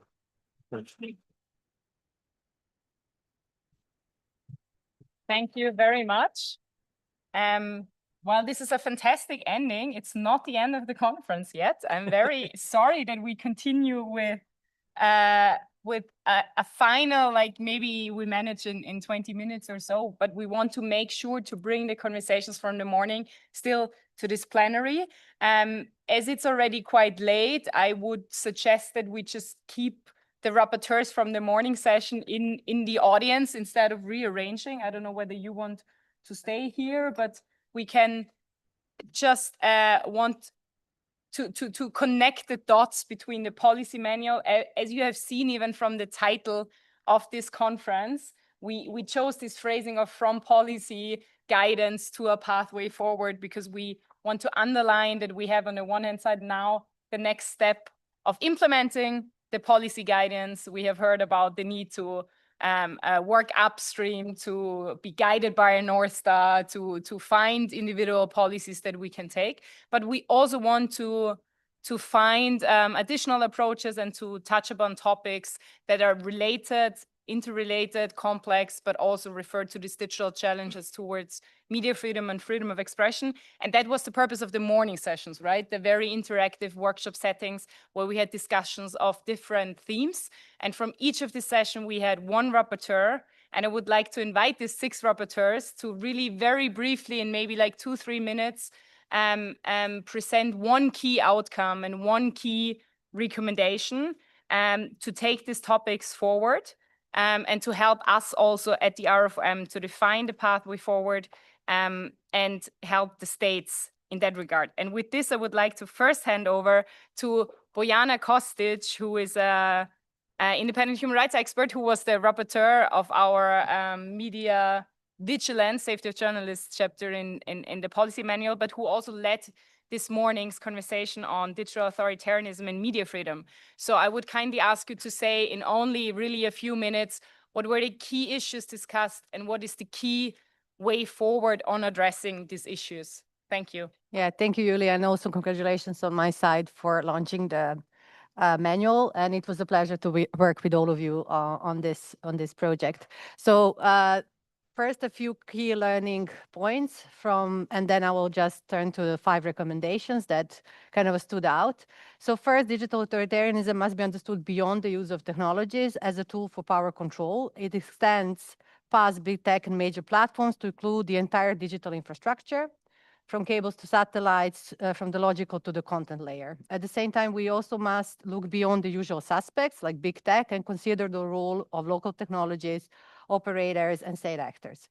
So there is a thin but crucial line between digital authoritarianism when it evolves into a broader model of governance, one that systematically suspends democratic principles. Third, importantly, digital authoritarianism is not confined to one geography or political system. It manifests in multiple forms and contexts, including those that appear democratic on the surface.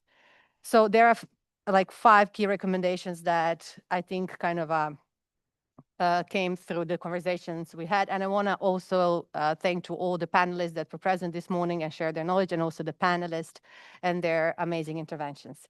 First, is to ensure OSCE RFoM work needs to continue to ensure the safety of journalists, especially those in exile, in cooperation with state and non-state actors, strengthen legal protection mechanisms, ensure access to financial resources, and invest in security technologies. In particular, risk management and prevention measures, something that is also addressed in the policy manual, are vital. As noted by Arzu, leaving one's country does not automatically guarantee the safety.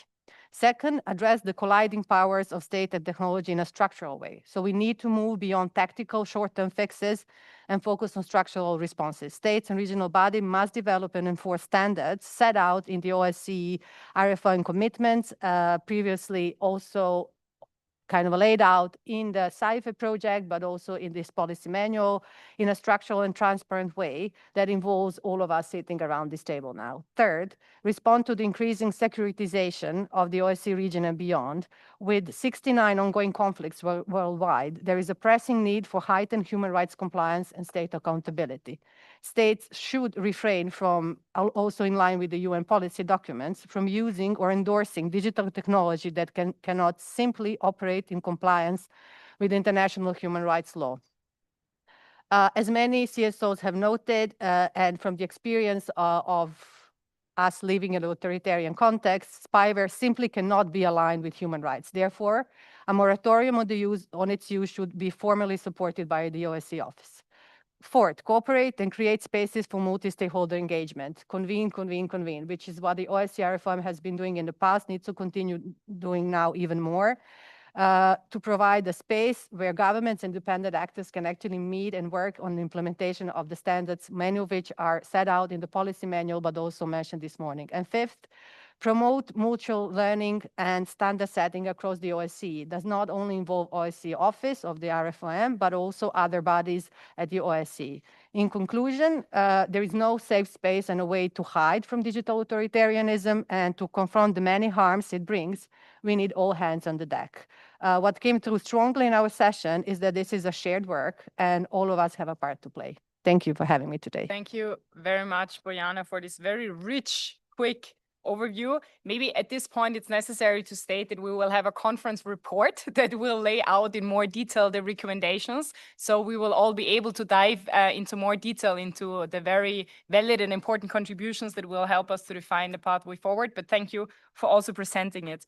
I would now like to hand over to Erich Brehm, philosopher of technology, who was moderating the second session on digital humanism and the role of public interest media. Thank you, Julia, and thanks for having me. So I'm reporting on the session Digital Humanism in the context of public service or public interest media, as it's called. The session commenced by establishing digital humanism as a framework which centers on putting humans and democratic society at the core of developing and managing digital technology. A core takeaway was the essential potential role of public service media as an existing infrastructure that must be leveraged as a counterbalance to individually tailored feeds. It's crucial for providing a shared pluralist information space that supports diverse views, creates societal cohesion, and emphasizes quality journalism.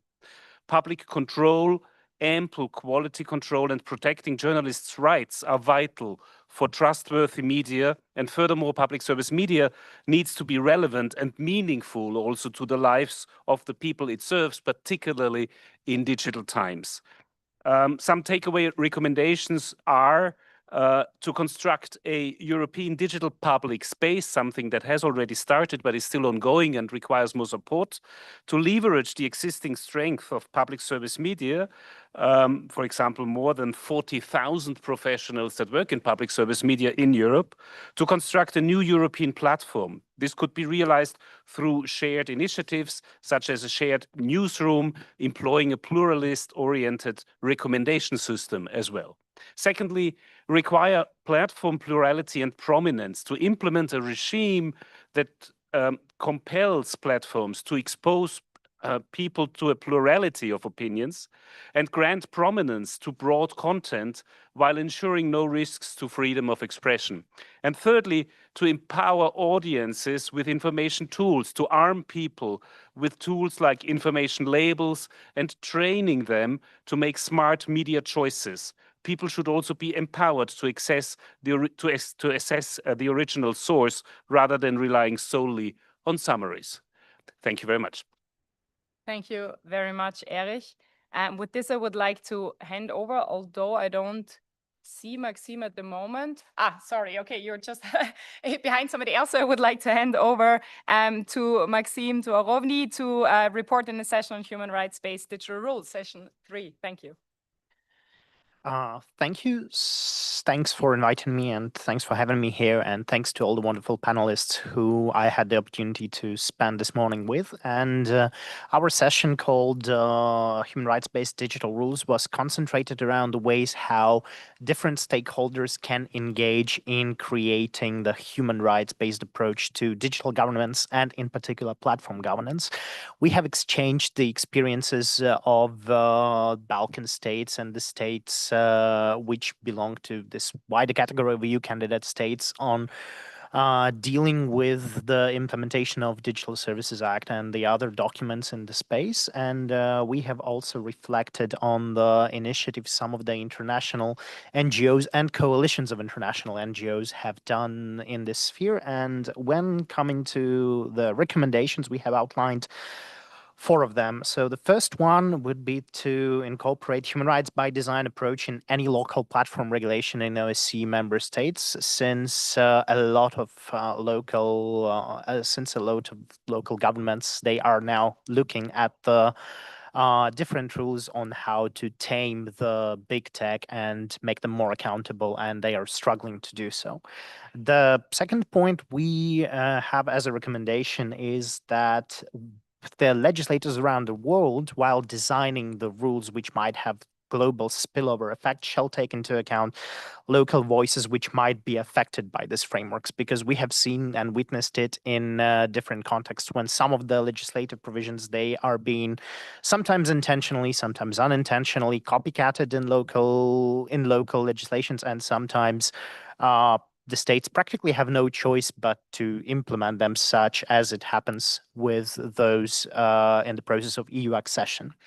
The third point of recommendation is to support the NGOs or generally support the creation of the tools which would substitute some of the tools previously used by the civil society organizations to facilitate research on platform accountabilities, because some of the important tools have been rolled out in the past couple of years, and some of those alternatives remain unavailable, and that significantly harms the ability of civil society to meaningfully contribute to policymaking processes in the sphere of digital governance.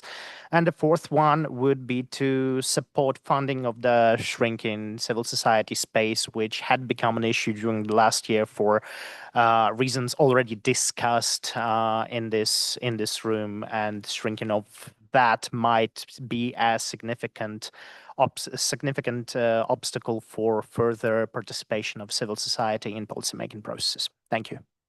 Thank you very much, Max.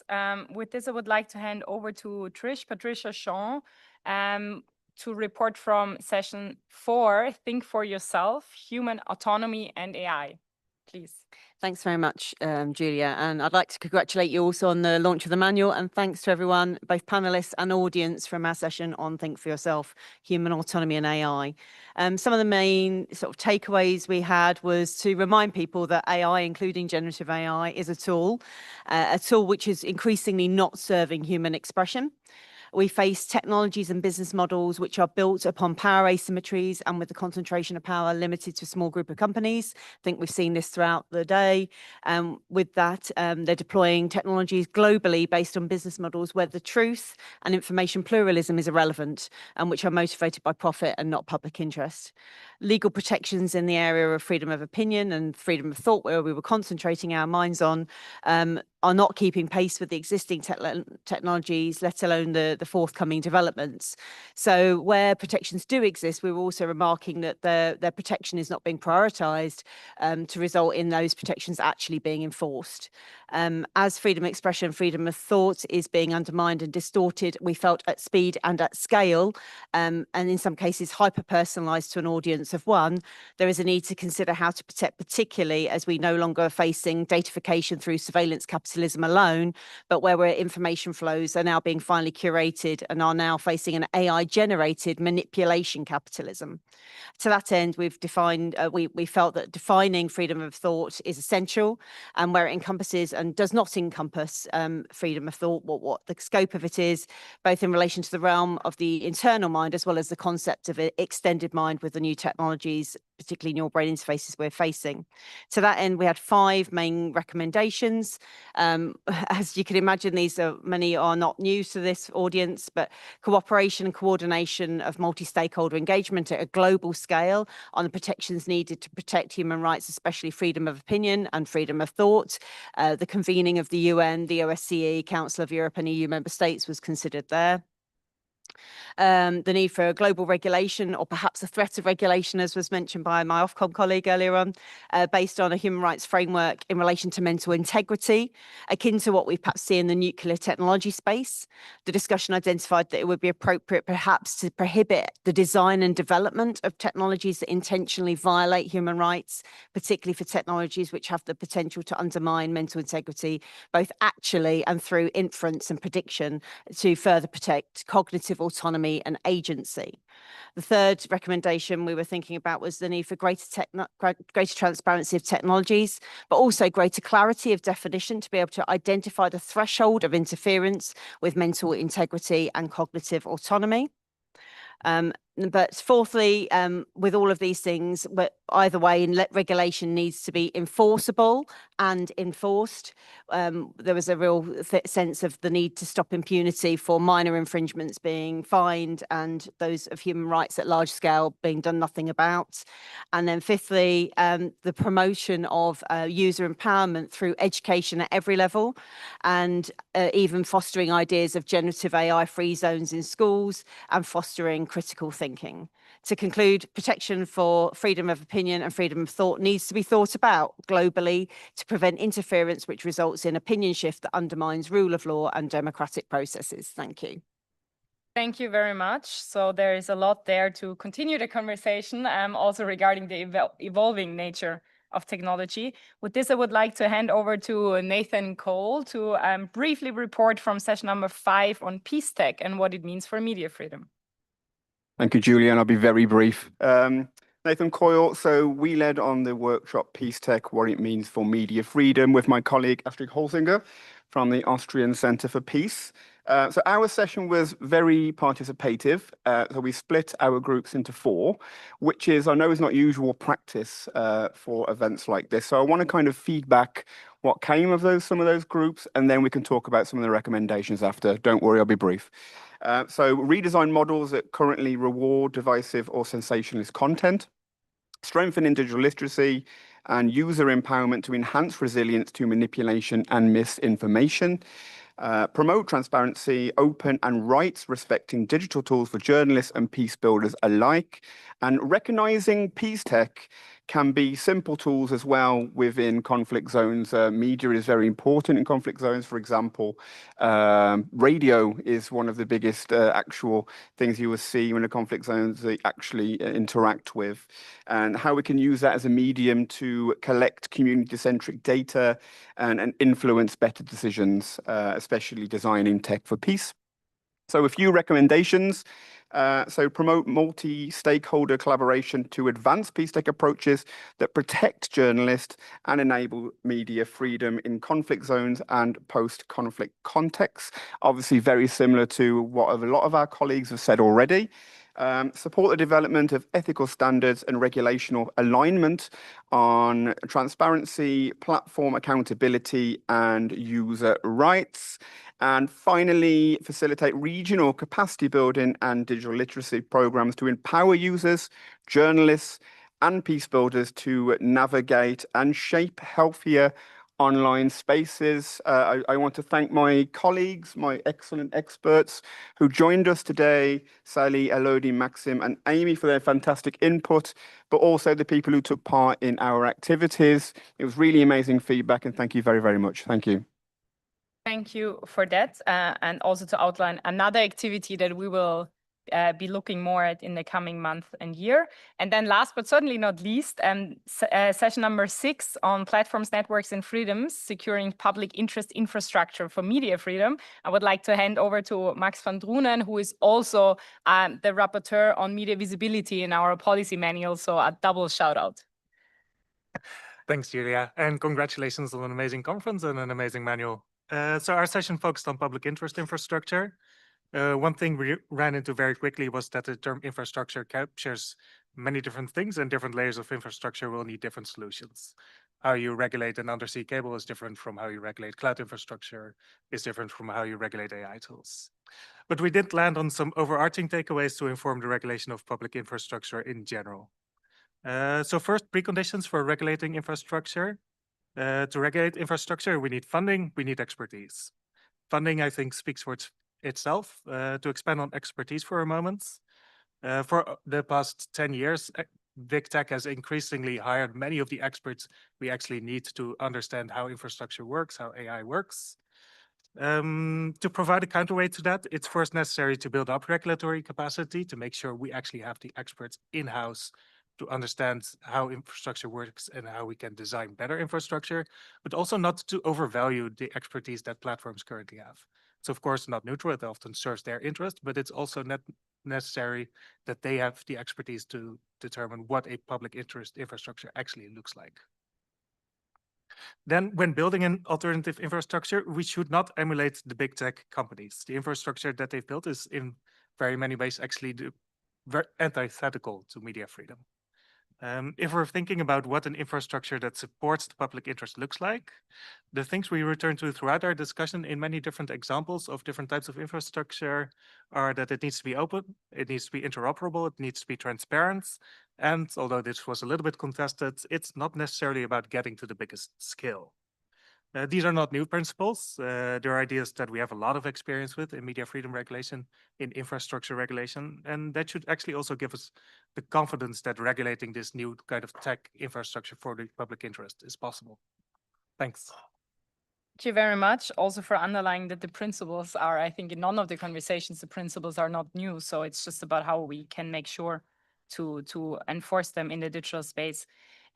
before we close, I want to give another shout out to the fantastic experts who were involved in the policy manual and also name them. And we have 3 of them still in the room or online who didn't have the chance yet, but I would still like to hand over also for some kind of reflections at the end of this very intensive day.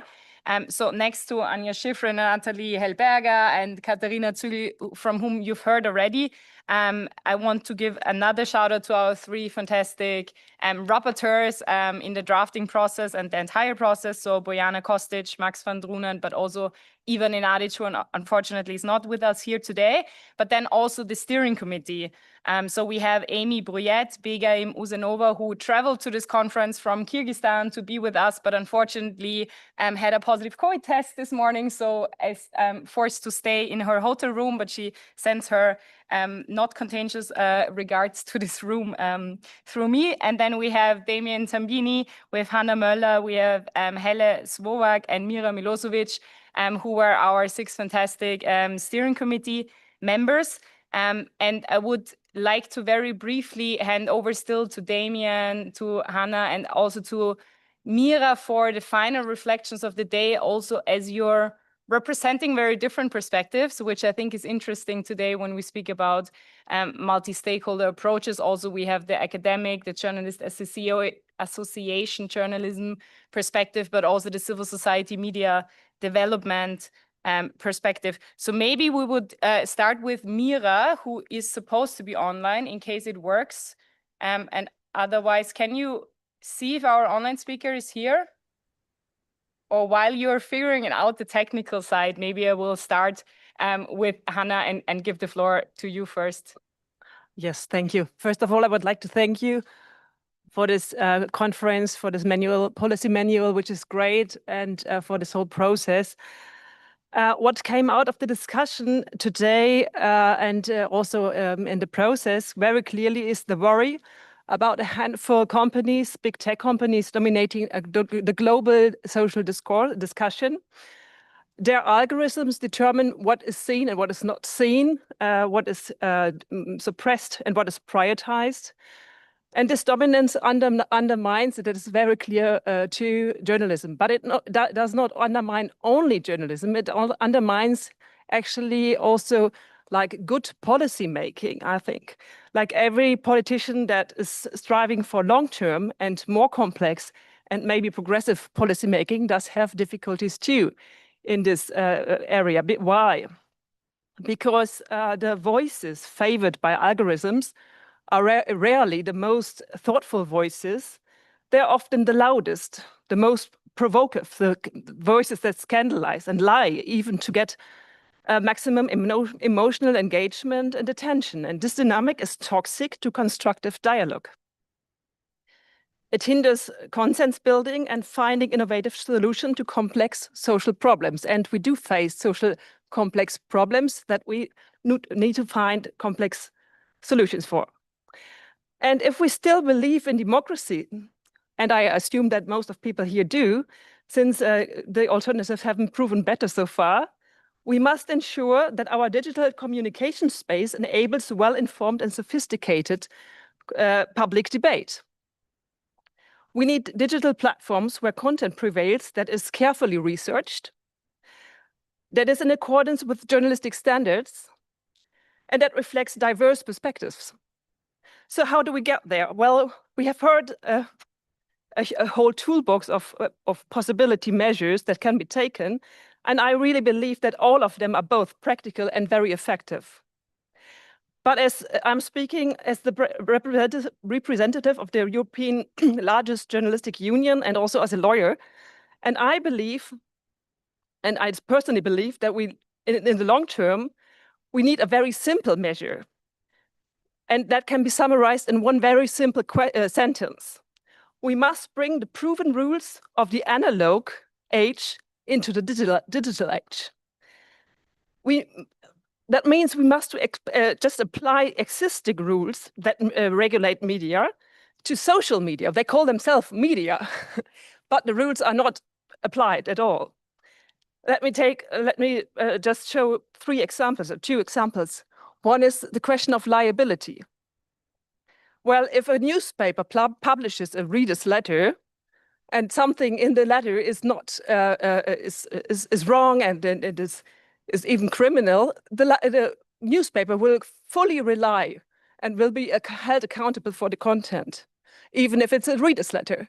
But if the same content is published on Facebook or another platform, the platform is not reliable due to Section 230 in the US, due to the DSA. And so this is a privilege given to the platforms, and I wonder why.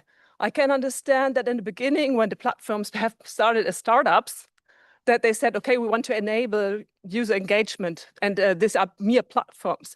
But nowadays, they do actually pay users for producing content. They do actually search by their algorithms what content is shown and what content is not shown. And I don't see space for these privileges anymore. Another another example is why do we not have concentration limits to platforms? We do have concentration limits, for example, in the TV sector. In Germany, no TV company is allowed to have more than 30% of market share. I think in the US it's 38%, but the platforms don't have any limits. And I don't see the reason why. I mean, many courts in many court decisions have already have stated that media freedom and media concentration don't fit together. There's no media freedom if there's only one voice. Or why don't we just simply transform this idea of the analog world to the digital world? So the beauty of applying just existing rules is we don't have to reinvent the wheel.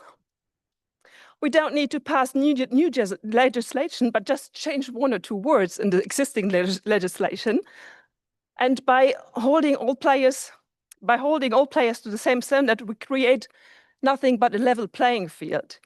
We do nothing then remove privileges. And that certainly doesn't restrict free speech, but it enables it. Thank you. Thank you very much for this very strong contribution at the end, and really also this enabling freedom of expression, which in the end is what we are all here for. So we will try again with Mira online. I've been told you just have to unmute yourself, then you will automatically pop up. Excellent. So thank you for joining online, and thank you for being able to at least listen to the final conversations. And if you also have some very brief contributions, reflections you would like to make, then please, the floor is yours. Thank you. Thank you, Julia, and thank you for giving me this opportunity. I am really, really sorry that I am not able to be with you today, but I have enjoyed this closing session a lot, and I first want to congratulate to everyone involved, especially the OSCE representative on freedom of the media and the team there, and also Information and Democracy Forum's colleagues, the co-chairs, rapporteurs, the steering committee, and also all the experts who contributed both to the manual but also to this conversation. It's been a real privilege, and I think that this is one of the most forward-looking frameworks for media freedom and digital governance today. A lot to unpack, as we have heard from some of the speakers, especially for policymakers, decision makers, and those in power in different OSCE countries and beyond. What we have just heard, I think, resonated a lot with the members and the community that Global Forum for Media Development that I represent. Those are small, community-based investigative journalism, accountability journalism organizations. And even though the manual is about a relationship between the big tech and the media and the freedom of expression, I think one of the clear messages that I've just heard is that we must think beyond the big tech. And the goal is not only to regulate platforms, but it is to build functioning markets and, of course, societies that we want to thrive to live in. And as we've heard from OSCE representative on the freedom of the media, we really do want and need to move beyond the short-term fixes and being reactive, and we agree with that, and we want to be ahead and shape the future. I also heard about the human rights-based approach that actually has to be implemented. And finally, we also heard about public interest infrastructure. I just want to conclude by saying that I absolutely agree with all the speakers, and Hannah just mentioned that we are just creating a level playing field.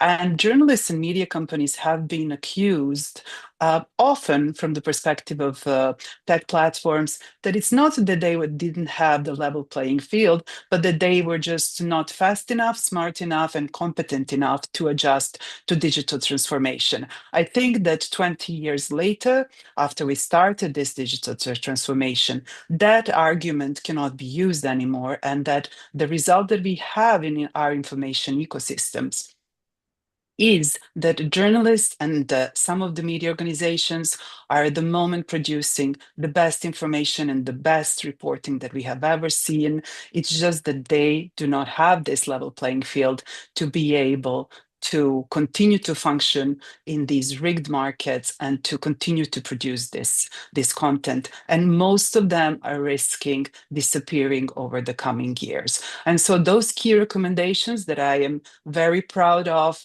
are related to creating these environments where media, journalism, freedom of expression can thrive, including tackling monopoly abuse, restoring competition, looking at digital taxation for addressing market failure, information as public interest infrastructure, demonetizing disinformation and fraud, fairer distribution of advertising income, alternatives to big tech dependence, including public digital infrastructure that requires public investment, and as we have heard, open source, interoperable, transparent, accessible, and affordable.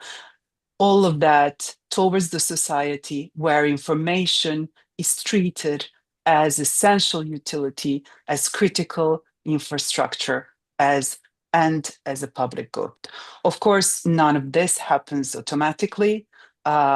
We heard about civil society shrinking, we heard about funding shrinking, and if we really want these recommendations to come to life, this is one of the aspects that we need to take care of, empowering both civil society, academics,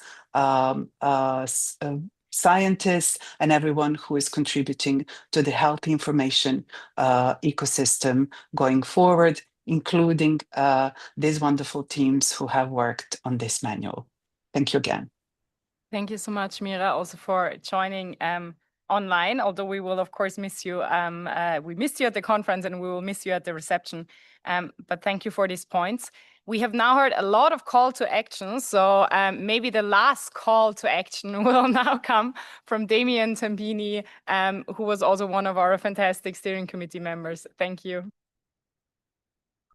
Thank you very much. Thank you to the representative, to Julia, to the team here for a really path-breaking report and a wonderful day.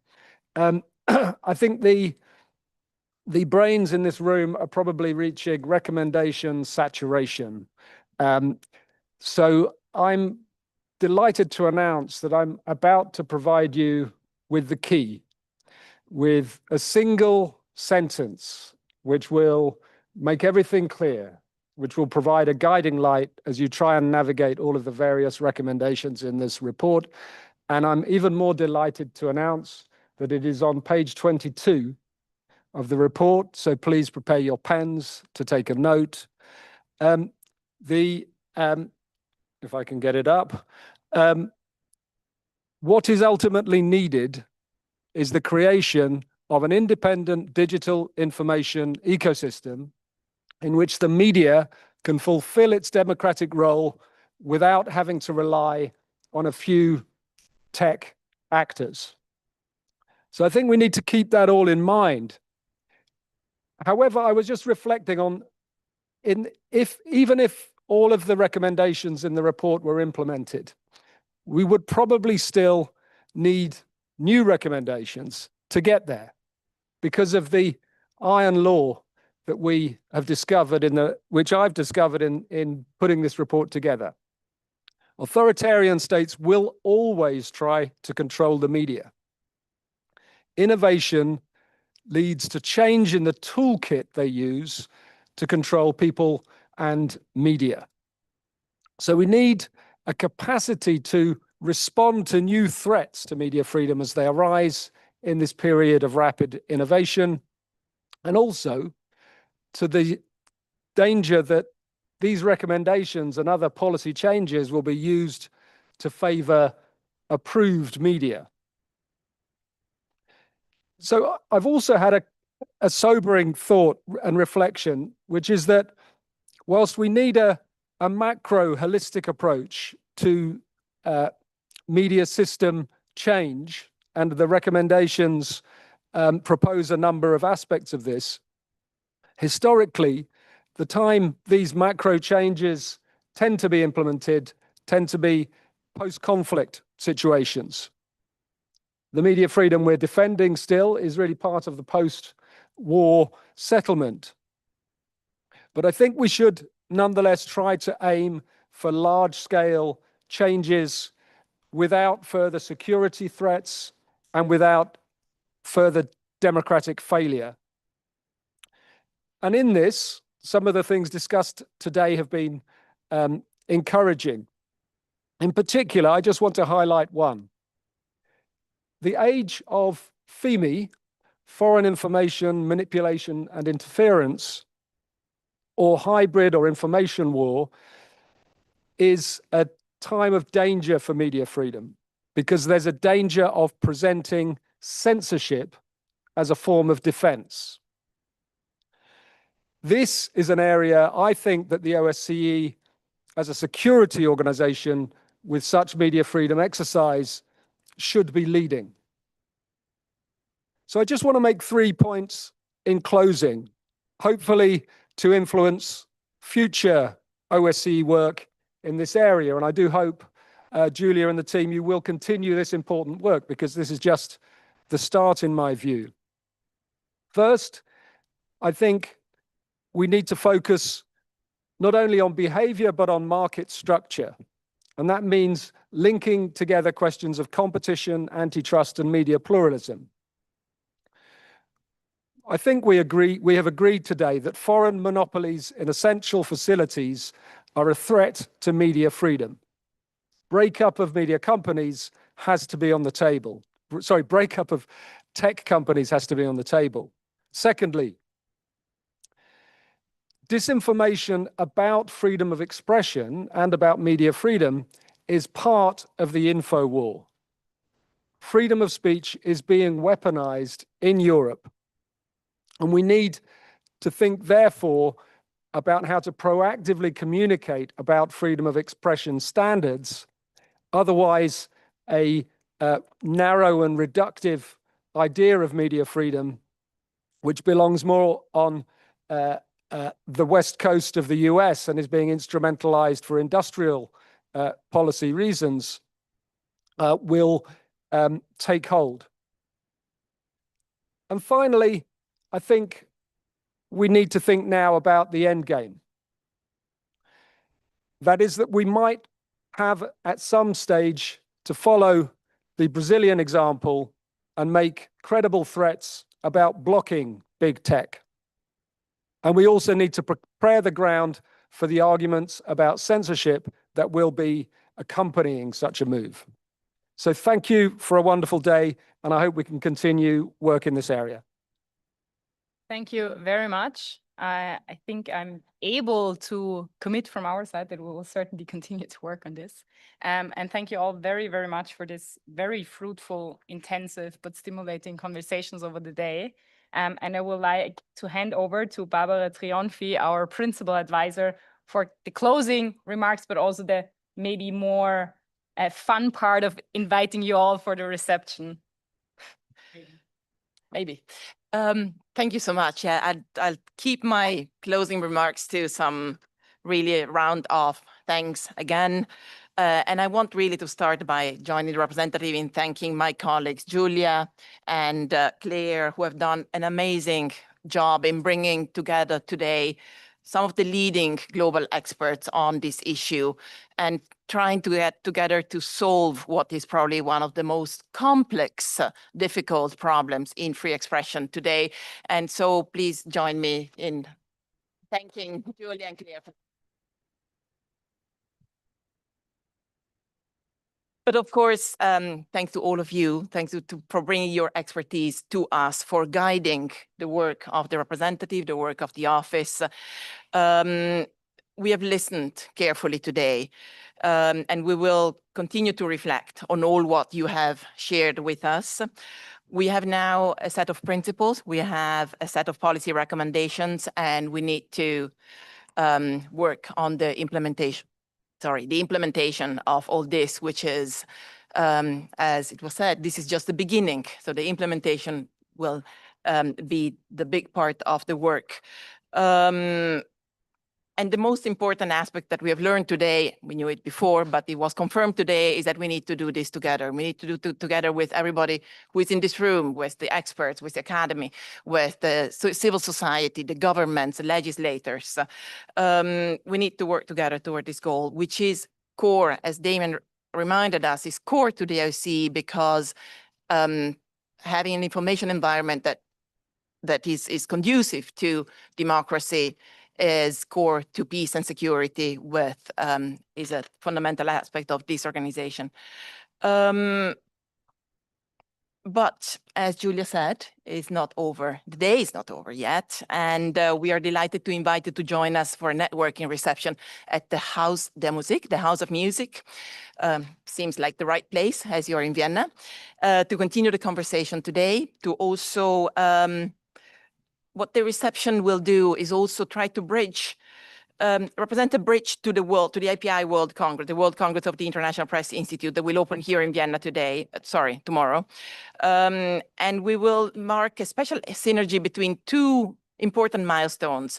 The 50th anniversary of the Helsinki Final Act, which is the OSCE's founding document, which affirms that the free flow of information is a cornerstone of democracy, but as well as the 75th anniversary of the IPI, an organization founded to defend press freedom as a cornerstone of peace.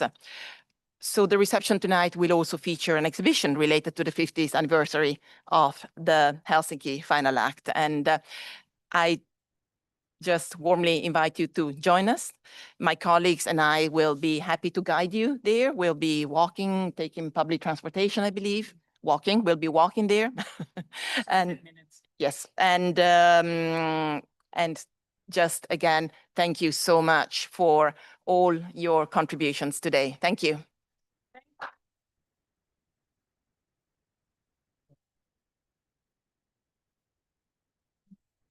Very good. Very good.